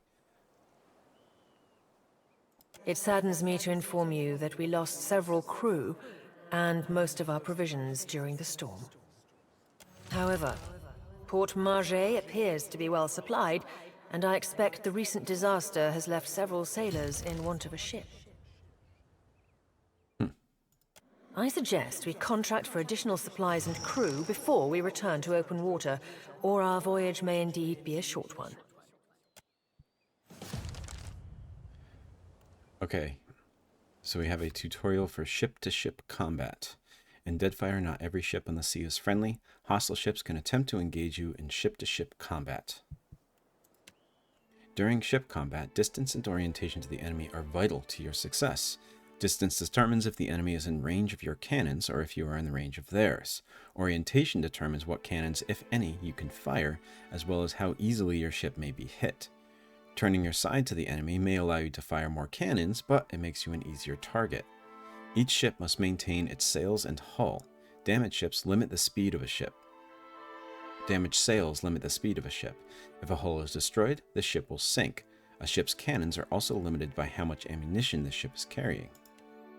When two ships get close to each other, they can board or ram. Boarding locks the two ships together and transitions to a deck-to-deck fight between the two ship crews. A ramming attack does damage to the hulls of both ships. If one does not sink, the battle transitions to a deck-to-deck battle. Once you have victoriously sunk the other ship or defeated them in deck-to-deck combat, you can plunder what remains.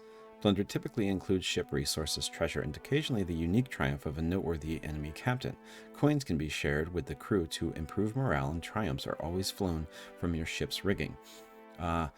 So the ship-to-ship combat is probably the worst thing about this game, and it is I feel like that's like a unanimous thing that people think. I'm sure there are some people that like it, but it's confusing, it's not exciting. I will attempt it once, but then after that I'm just going to be doing the deck-to-deck combat, because that just goes to regular combat, which I think was a concession that they made after they realized that people didn't really like the ship-to-ship combat. So yeah, we have a ship now. This is the main way of travel in this game.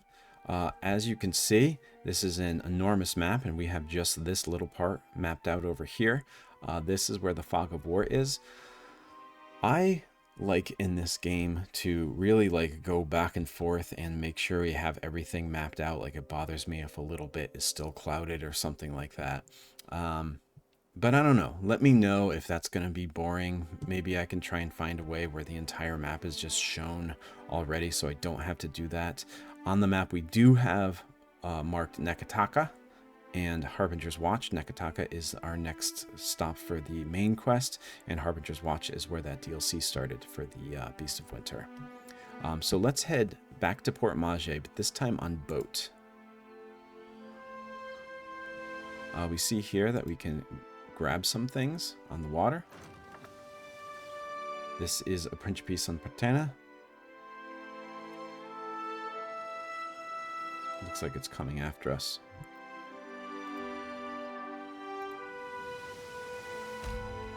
You encounter another ship at sea. As the Defiant leaves Port Maje behind, you casually observe dozens of other ships coming and going, mostly fishing and trade vessels. One craft stands out. An imposing dhow, replete with cannons, crests into view across the Defiant's starboard bow. The flag raised high atop its sail signifies a wish to parley. However, the dhow approaches at an aggressive speed, suggesting that it may not be easily turned away. Face your pursuer, head on. You spin the ship's wheel counterclockwise. The ship swings round quickly, disturbing a gull resting on the foremast. The bird voids a white splotch on the deck. As a sign of disapproval, you even out the wheel and bear straight towards the dhow. The distance closes quickly, and soon a massive dhow's hull rolls to the waves beside your ship. Boarding planks emerge and are quickly cast into your ship, along with shouts from its crew notifying that their captain will be boarding. Several well-armed men cross the planks, their eyes watching every inch of your ship. The crowd parts open to make way for their captain, a tall, well-dressed man. He peers at you with one impeccably groomed eyebrow raised. Following behind the captain, in stark contrast, strides an unkempt Orlan. A pair of pistol grips protrude from his belt, and he casually twirls a stocky firearm round his index finger. His shaggy face, framed by long cobalt blue hair and a wildly braided cerulean beard, makes the crooked smirk he directs at you seem almost sinister.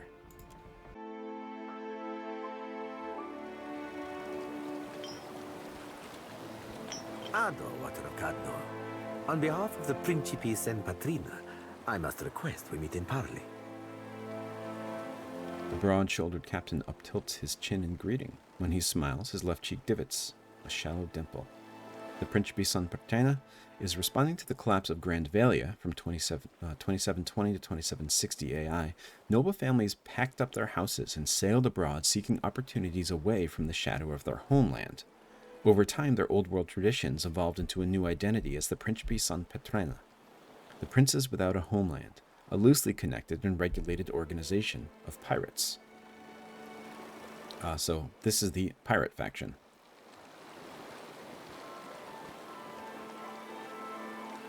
You could have asked before you boarded my ship, uninvited? Eccosi. It has been some time since I last asked another's permission. Checks out for a pirate. He flourishes a courtly bow. I have heard some marvelous tales regarding your ventures in the Deerwood. In fact, you are the first dragon slayer I have ever met, outside of a grave. He killed 3 dragons in Pillars of Eternity 1. An Adra dragon, a sky dragon, and an alpine dragon. Some fools would seek to make a fortune by pilfering from one such as you. I take it he is not one of those fools. Perhaps we should listen. Crosses his arms, cautious but curious. Under the captain's words, you hear a faint but insistent buzzing. It blooms, overwhelming Ferrante's voice, drowning out all else around you. No one else seems to notice. A vision. Thunder cracks between your ears, and you glimpse a different sun-shod sea behind your eyes. So this is resolve, fight against it.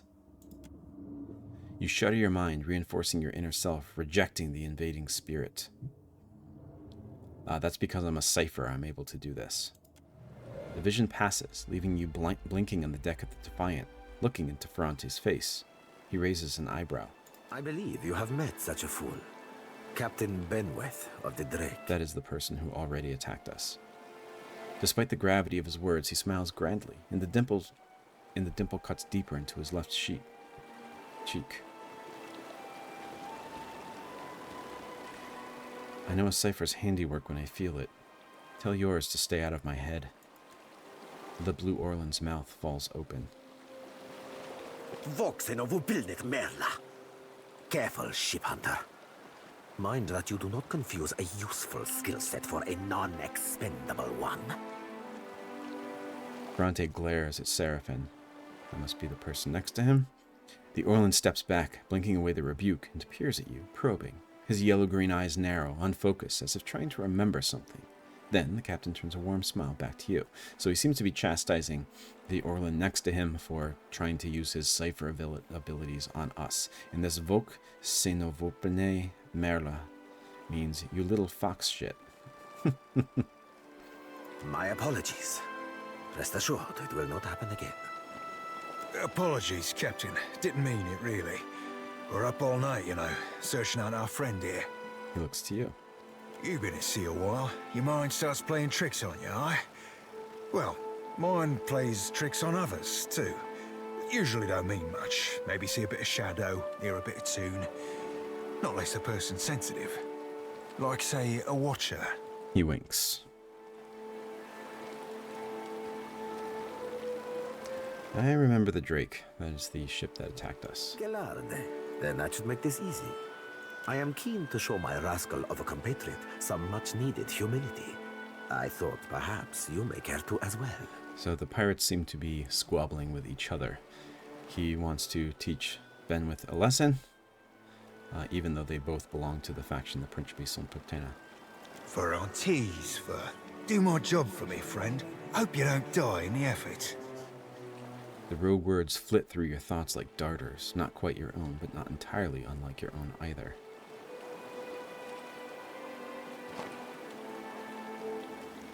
Where might I find Captain Benwith? Say I wanted to teach him a lesson? Benwith's Drake took damage during the storm. Eventually, he will need to dock for repairs, and when he does, Serafen can find him for you. Bronte flourishes a hand toward the Orlan at his side. He is rather an unrefined creature, but he is a most skilled ship hunter, I assure you. Unrefined? Begging your pardon, Captain, but I'd be the high fucking model of the gentleman of fortune. The Orlan scoffs. As for Benwith, that sucker of squid tits be as predictable as the tide. I'd wager all my furriest bits that he'd set sail for Deadlight. That would be felicitous indeed, as I believe the traitor Remaro hides there as well. I quite enjoy killing two men with a single bullet. Wouldn't have even thought of it if you hadn't brought it up, sir. You feel a surge of anger that's not your own. Serafen spins toward you and bows again. Now, I ain't hardly in any hurry to leave the fine company of the gentlemen of leisure, but the captain be right about me finding your mark. Adding to that, you sail into Fort Deadlight not knowing your innies from your outies, you might very well find the locals cannon fucking your boat to sodden splinters. He grins broadly.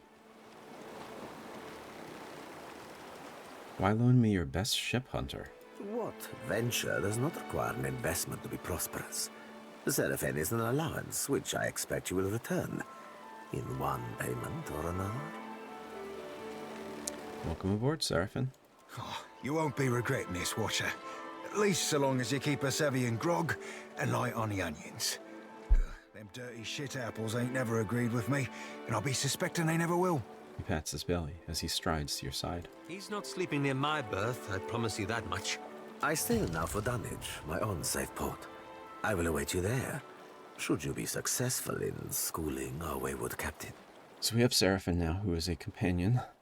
He is an Orlan as well, and we've already seen that there is a lot of casual racism that's thrown at the Orlans. He called him little fox shit. Aloth doesn't want to sleep next to him. I don't know if that's because he's crass or because he's an Orlan. But there are people who treat them almost like they are subhuman, even though they are like just as aware they have all the same abilities as a human could have. Just because they look more like animals than a human does, or an elf, or any of the other races, they seem to be on the receiving end of a lot of casual racism. So I'm already a cipher.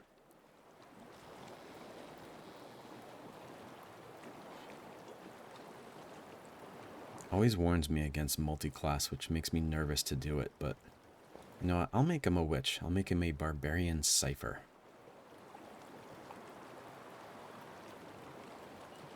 I'm already a cipher. I don't need more cipher. I'll just keep barbarian. Sorry if you were hoping I was going to multi-class.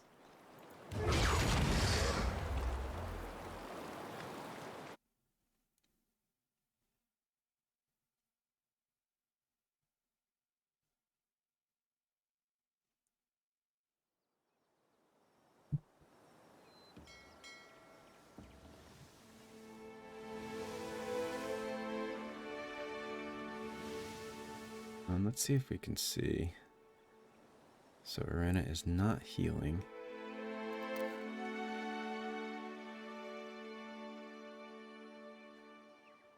Party management. To ship deck. Known locations. So I can like just click on them and sail there automatically.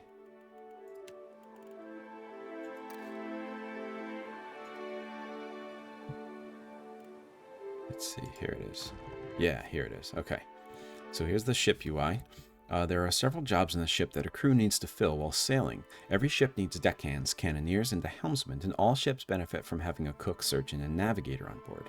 The larger ships even require a bosun to keep the deckhands in order. To place a new sailor on the ship, you must be in a port. Click on an available sailor from the Known Sailors section and move them to an open role on the ship.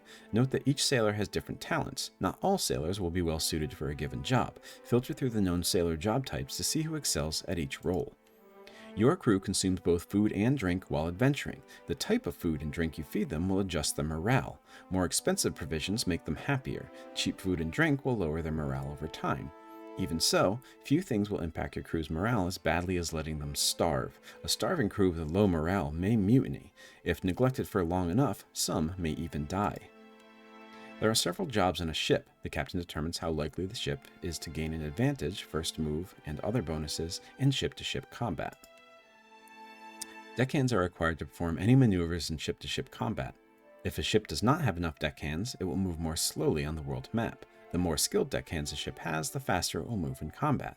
The bosun counts as a deckhand, but is more important for their ability to accelerate the completion of special events, such as putting out a deckfire on the ship by coordinating their actions. A helmsman is required for turning and jibe actions in ship-to-ship combat. More experienced helmsmen may make the ship harder to hit after performing turn and jibe actions. Cannons cannot fire without a cannoneer assigned to them. The more experienced a cannoneer, the more accurate their fire. The surgeon increases the rate of healing for injured crew members in reserve, both in combat and while traveling. Two jobs have no combat roles, but may be called upon to resolve ship events. The navigator increases speed on the world map, and the cook reduces food consumption while traveling. Okay, so we see here, there's the cannon here. We have spaces for a cannon. We have Eld Engram, the novice cannoneer. We have the novice deckhand Tupek, and the seasoned deckhand Rum-dumb Riggere, and the novice helmsman Beadle. And Irena, the cook, but she should be resting. I don't think I can move her right now. Oh, I can move her. And then this is where we can put food for the crew.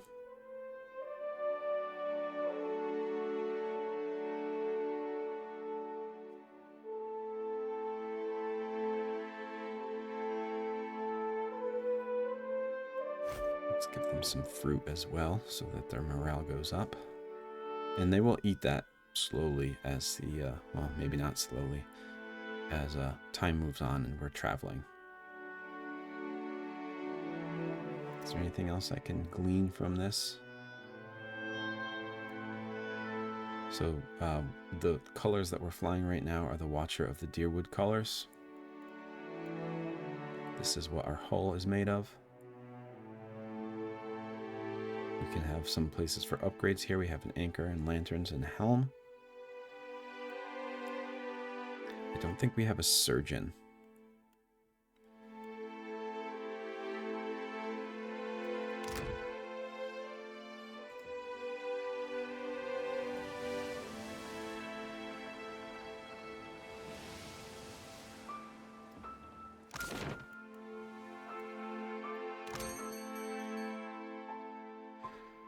So we can buy some things for our ship here.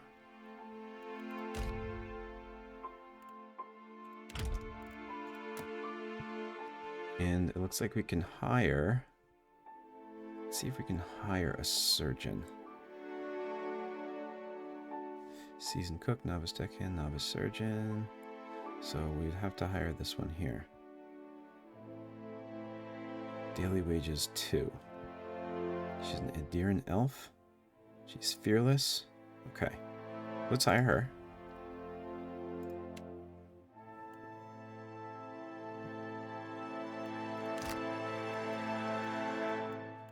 I don't think we need more supplies here. But I want to put her... Yeah, she is a novice surgeon. And she's resting. I wonder why it says she's not healing.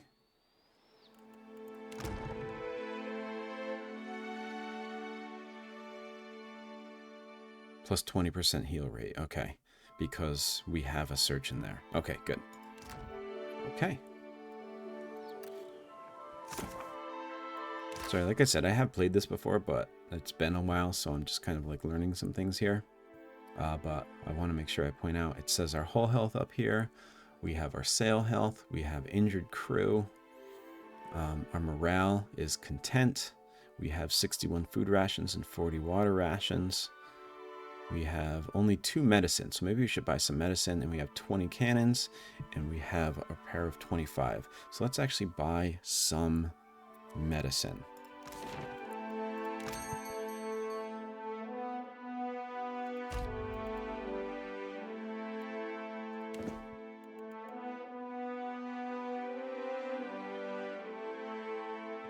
Kind of expensive. Maybe let's buy just 20.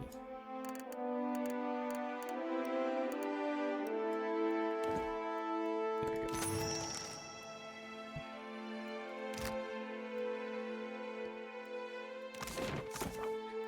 Also, we have a lot of new quests here. Well, I thought we had a lot of new quests here. I guess it's not that many though. Tasks. We should purchase repair supplies, cannon shot, and medical supplies for our ship. I can find a vendor selling these in any port town. I acquired some repair supplies, and I acquired some medical, so I need some cannon shots now. I just need to buy some of those to fill this quest here. Then we have Blow the Man Down, which is a Principi quest. Recommended companions is Serafen. Ferrante, the leader of the Principi Patrena, has revealed the identity and location of a pirate that attacked me at sea. It says he was the leader of the whole Principi. Captain named Benwith, who's taken refuge at the pirate haven of Fort Deadlight. He suggested that I could seek my vengeance in Fort Deadlight, and we have a mutual interest in seeing Benwith fall. And then Veins of Aora, we need to reach the city of Nekataka. So let's go buy some cannons. I'll just get like 10 of them.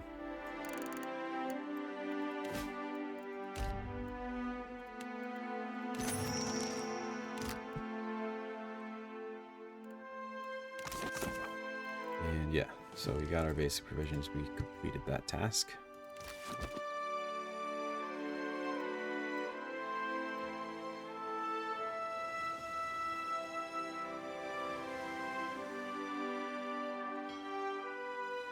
I think if we mouse over, yeah, this is a Deadfire merchant. I wonder if that means we can buy things from them.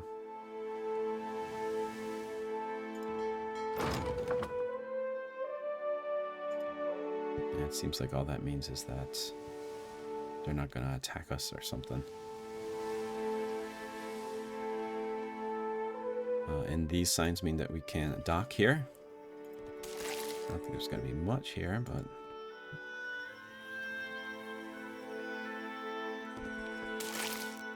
So we got some water. Okay.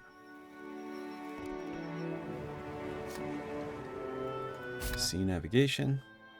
Click on the known locations drop down list. Yep. This is that merchant ship, yeah.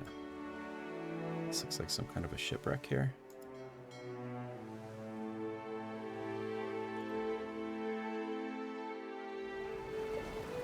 We're sailing past a reef when Rum-dumb Riggere shouts out, pointing to port. There lists a ship stranded in the middle, perched in a narrow shoal. It tips and rolls with the passing waves. Hanging from its mast is a blue flag, showing an image of a crescent moon sinking beneath the waves. Your crew gathers round, murmuring in low, excited voices. Shield Sister Dahlia rushes to the railing. Captain, that's a gift-bearer ship. No telling what sorts of treasures it's got. Gift-bearers are Adra priests. When people who follow Adra want something to be forgotten, they give it to a gift-bearer who brings it to the bottom of, who drops it into the sea so that it can be forgotten. Eld Engram snorts, gift-bearers carry sentimental junk, worthless stuff. No, that's a smuggler ship. It's a classic disguise. Chitubek spits into the water. Then it's a stupid one. I don't know if I can say this word here on YouTube, so I apologize. I don't know what's going to happen with my videos if I swear too often. Gift-bearers only visit landlocked settlements. That's a trap.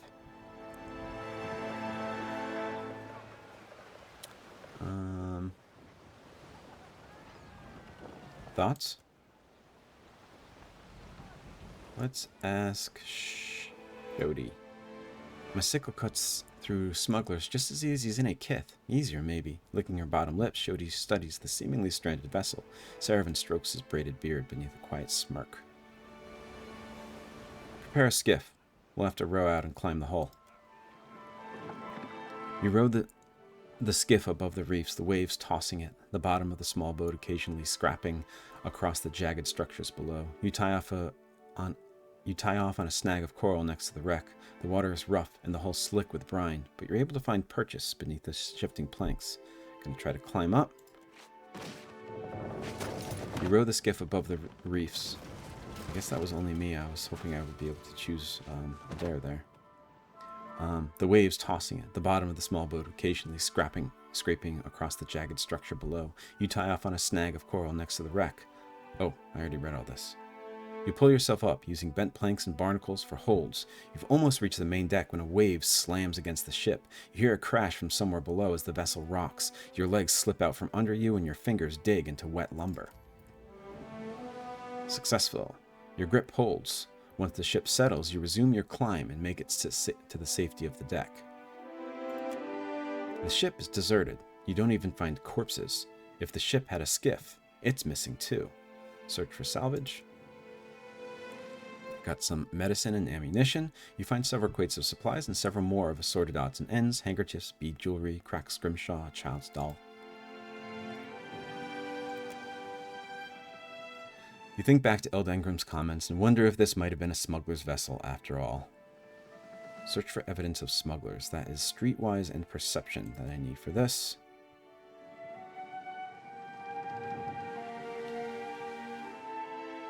I guess we'll use a dare. Darn, there appears to be nothing else of value. You load your ship onto the skiff and row back to your ship. Oh well. And now it's gone. This is a Valiant Trading Company vessel that's coming at us.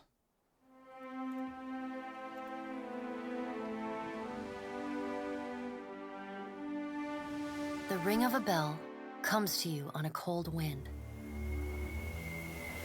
The ring comes again and again, until soon the air is full with the sound of 1,000 bells ringing all at once. This seems Bereth related.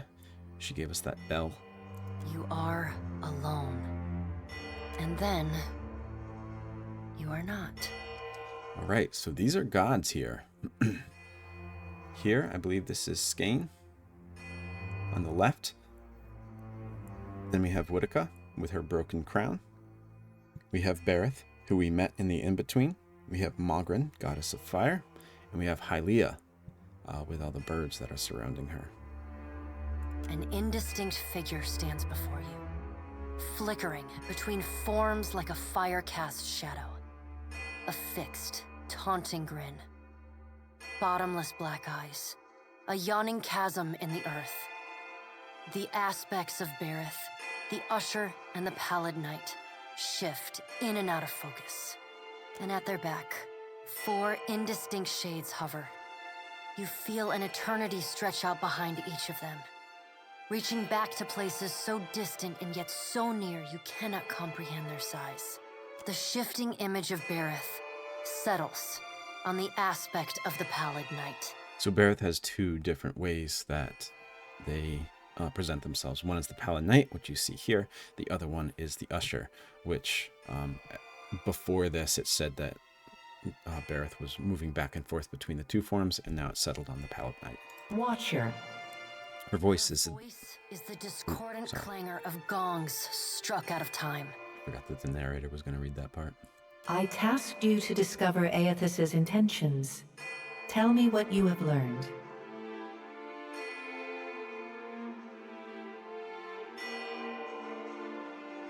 He's draining souls from veins of luminous Adra. The Pallid Knight knits her brows. He does not seek to return to the beyond? Intriguing. So I guess they assumed that Eothas was trying to return to the beyond, and they're kind of surprised that that's not what he's doing.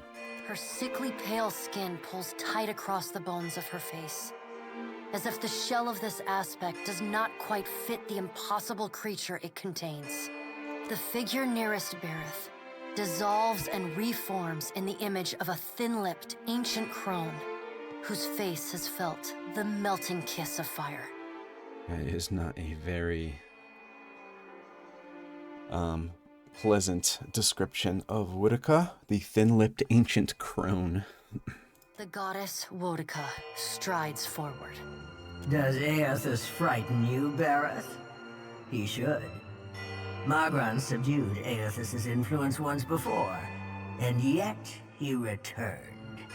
This is a reference to the Saints' War, which ended when some priests of Magran put together a bomb, met Saint Widwin on a bridge, and blew up the bridge. And that bridge supposedly not just killed Widwin, but also Eothas, who now has been able to reform himself in this colossus. From out of Boudica's shadow shuffles a hunched, bald man you recognize as the god Scan. His skin is mapped with swollen lash scars, and breath whistles through the ragged hole in his face, where his nose once was. So, I know it's not too big of a deal here, but I read the Pillars of Eternity guidebook to figure out how to pronounce all these gods' names, and it said S-K-A-Y-N as how to pronounce Skane, but this person, the narrator, just pronounced it Scan. And then Boudica, it was very clear that it was pronounced Boudica, but now this person is pronouncing it Boudica. I don't know if they just changed their minds or if this is just another thing where they weren't really given direction on how to pronounce these words, so they just did their best. I don't know if I'm wrong, maybe, but I just felt like I should mention that. He does not speak, but stares up at Boudica, with naked loathing plain on his ruined face. Boudica steeples her long, knob-jointed fingers. We must annihilate Eothas now, before he makes a rash decision we cannot easily annul. She casts a sly look at the pallid night from the corners of her eyes. Boudica was I wouldn't say the main antagonist of the first game, but she was working with Theos, who was the main antagonist. But it seems like now that that's over, she is at least willing to put up with the presence of these other gods here, even though she was working against them in the first game. A moon would do the job nicely.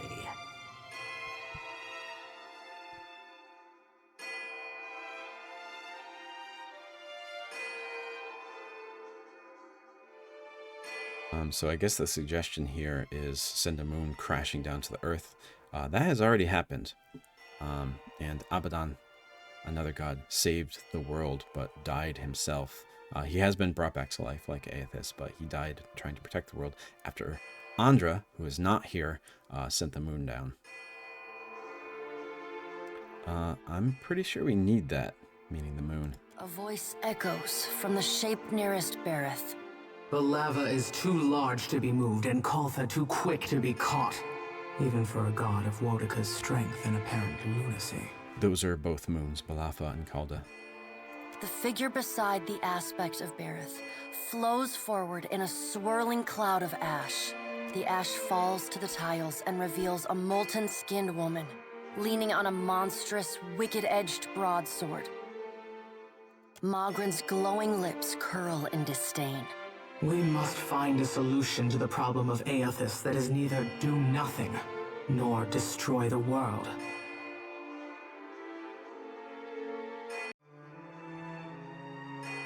I acted in haste during the Saints' War.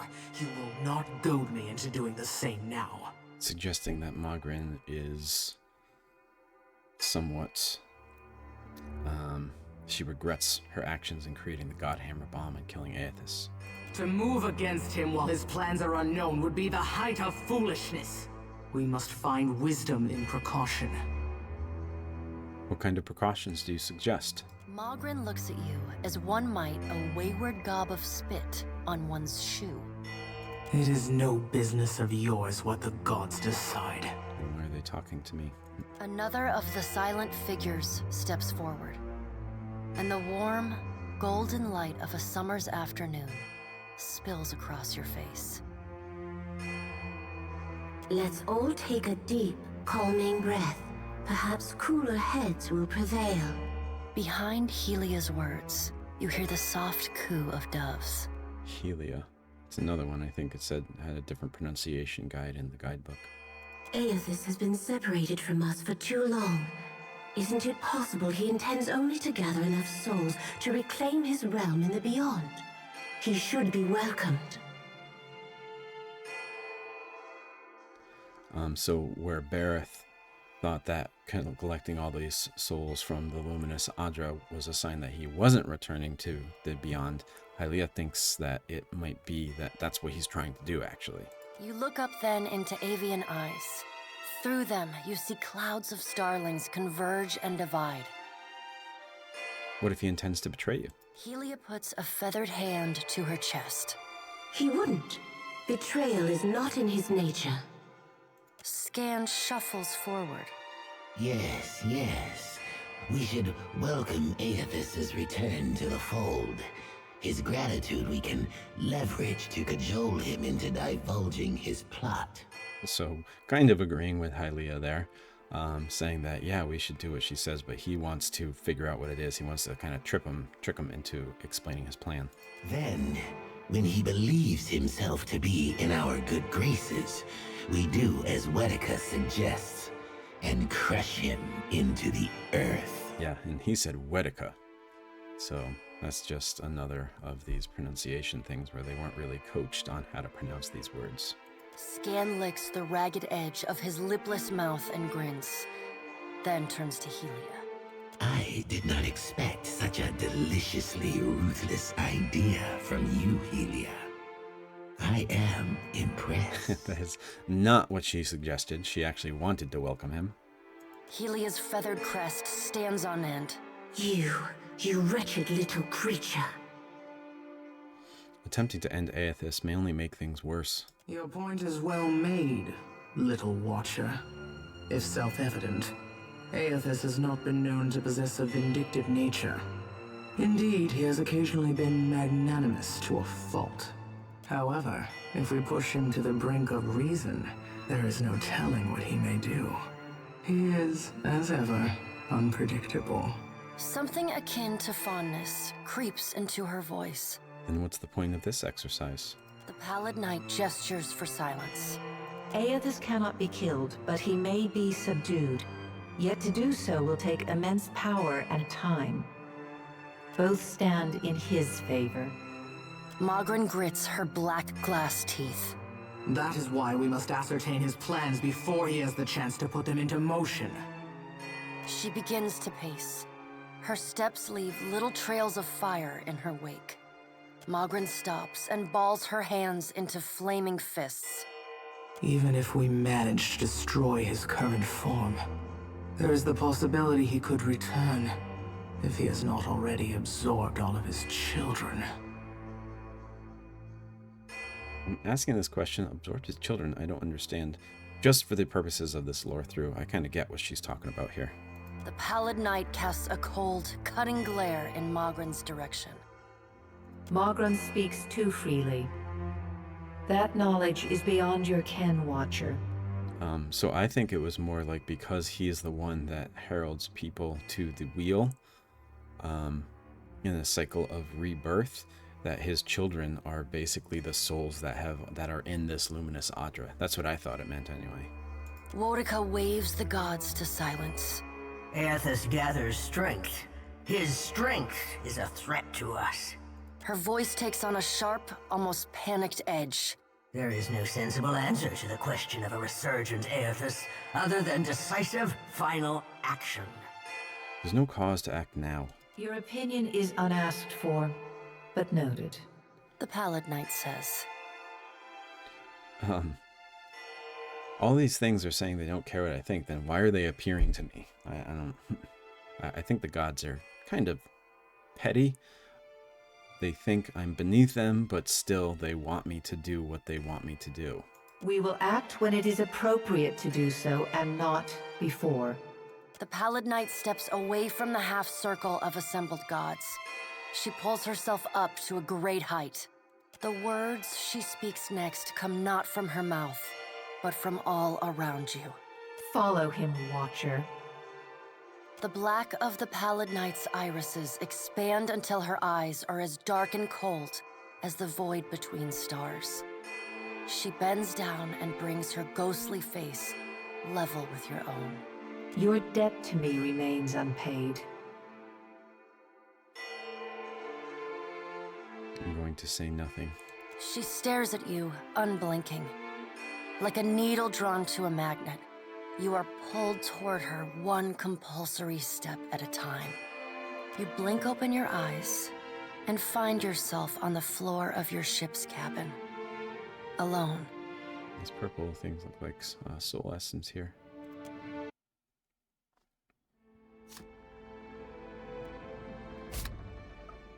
While on the deck of your ship, you can select the up button to access the world map. Okay.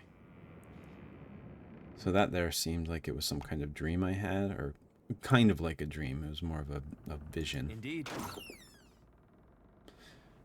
We have fragments of the Whispers of Yenwood, the fragments of the Blades of the Endless Path. I'm going to pick all this stuff up. So both of these are swords that I had in Pillars of Eternity, first game. Despite being utterly destroyed with the devastation of Cadnua, the sword known as the Whispers of Yenwood has once again found its way into the possession of the keep's road warden, albeit in pieces. It would take a smith of some talent to reforge the weapon. With the right materials, however, perhaps the sword could become even greater than it once was.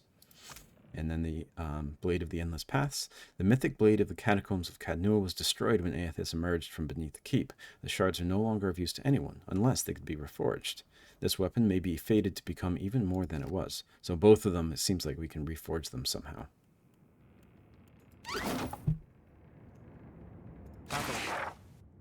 We have a letter from Ophrah. Ophrah was a woman in Gilded Vale who well, let me read. It's one of two people. I don't remember what here, but it says, Bjarter, I hope this letter finds you in good health. It has been many summers now since you first arrived in Gilded Vale. Much has changed in those years for both of us. I do not know if you remember me, but the day you came to my door is not one I will forget. For months afterwards I wrestled with my faith and my fear. And still the gods have blessed me with a son. He is healthy and strong, and already so curious. All of Gilded Vale dotes upon him. I have told him of you. He asks constantly after the Watcher who restored his spirit and hopes one day to meet you. Until then, know that we keep you in our prayers. Your most grateful servant, Ophrah. So a couple things here. One, Ophrah was a woman who I believe was pregnant, and she wanted us to get some kind of concoction to make sure that her child was not born hollow-born. And we had to go and get something from, I can't remember the name of the woman who made it for us, but it wasn't what she thought it was, what Ophrah thought it was. It was more to just kind of ease her pain. She could not say that their child would be born hollow-born because that was impossible. Apparently, it looks like she did have a child, but because we ended the hollow-born curse, he's healthy and strong. The other thing I wanted to say, it says all of Gilded Vale dotes upon him. In the ending slides of the first game, Gilded Vale was almost destroyed. I don't know if maybe that just hasn't happened yet or something. Maybe that took a really long time for it to happen. But after we killed Lord Radric, he came back as a Death Knight and basically just kind of laid waste to the Gilded Vale and his former kingdom. And he just kind of ruled over a dead kingdom there. But I don't know if that maybe is inaccurate, or this is inaccurate, or maybe that just happens 20 or 30 years from now or something.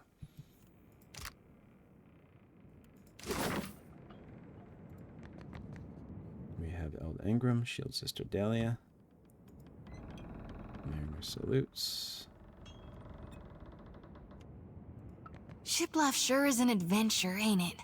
Just think of all the places we can sail to, all the sights we could see. This is nothing like being stuck on a farm, or cloistered in the back of a temple.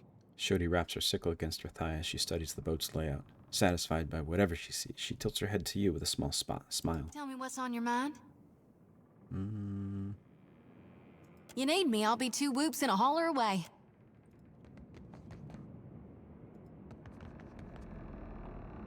Thank you again for maintaining my story in front of Vanessa and the others. He gives you a grateful smile that fades almost as quickly as it appears. I didn't enjoy deceiving them, but it seemed simpler than the alternative.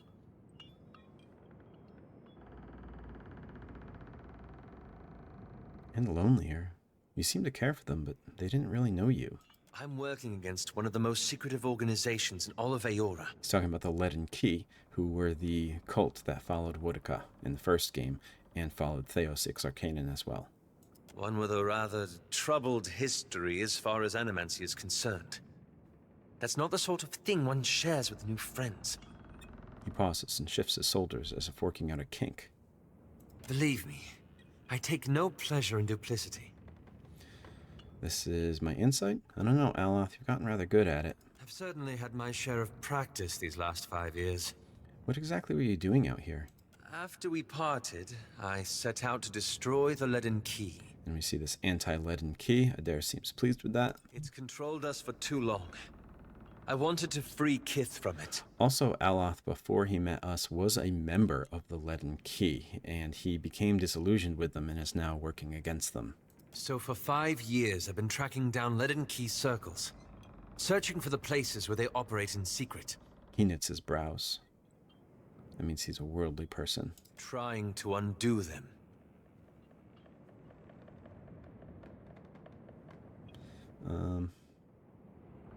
Just make sure they can never again commit an atrocity like Widewind's legacy.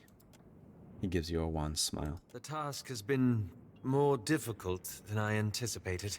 Listen. I don't think I fully understood the weight of the decisions I would have to make. Or the burden of living with them. It was much easier when I only had to follow someone else's lead. My father's, Theos's, yours. He glances at you from the corner of his eye. Is there some way I can help? I wish I knew. After we defeated Theos, I thought the hard part of undoing his work would be tracking down the Leaden Key's members and operations. But? Perhaps this would be easier with an example. I went to a village in Old Valia, a run-down backwater of a place. Aye, right home like it was. Ella's expression shifts as Islamir briefly emerges.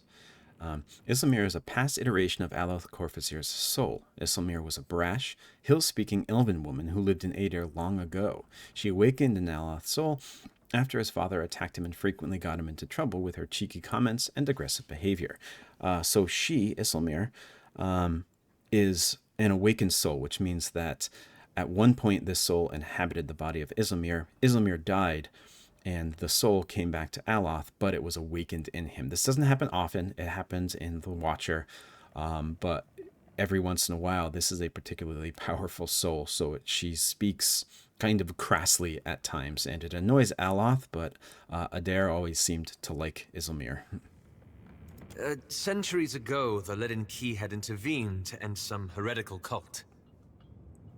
The details were lost, but what had endured was a practice of ritual bloodletting. A gruesome, pointless tradition. He grimaces. At every full moon, the villagers would feed the soil with their blood.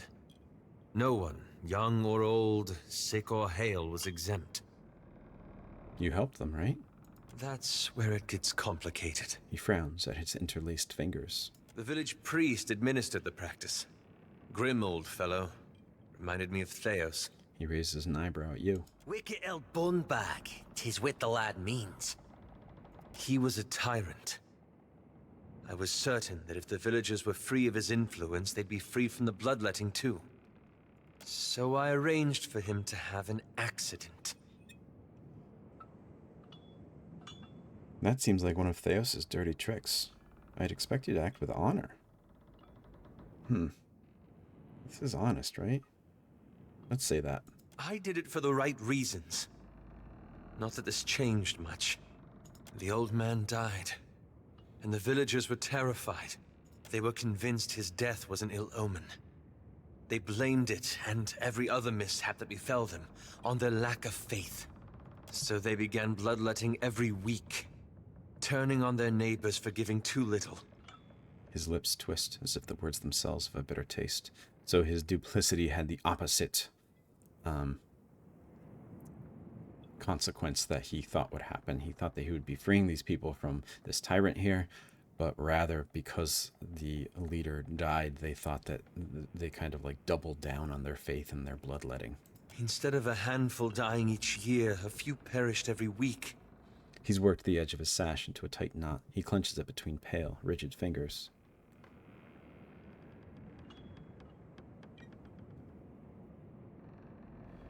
You tried to do the right thing, and that's what mattered. Is it? In the end, the villagers suffered more because of my actions. He pauses again, untwisting the sash at his lap. I keep wondering what I might have done differently, or how I could have known better.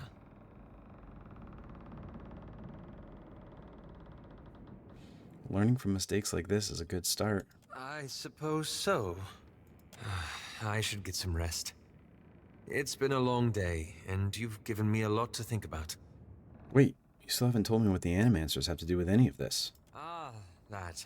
He massages his temples. I'm looking for an old leaden key sect. I've found several references, but... He breaks off, shaking his head. I want to be sure. Please, let me go over my notes again. Then I promise I'll tell you everything. This isn't about your notes. You're second-guessing yourself. Again.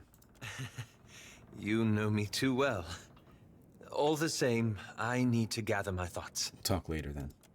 So we just got the quest for Aloth. We basically just have to wait for him to come clean about what he was doing with the Animancers at the Engwithan dig site. Hey, this brings back some memories, huh?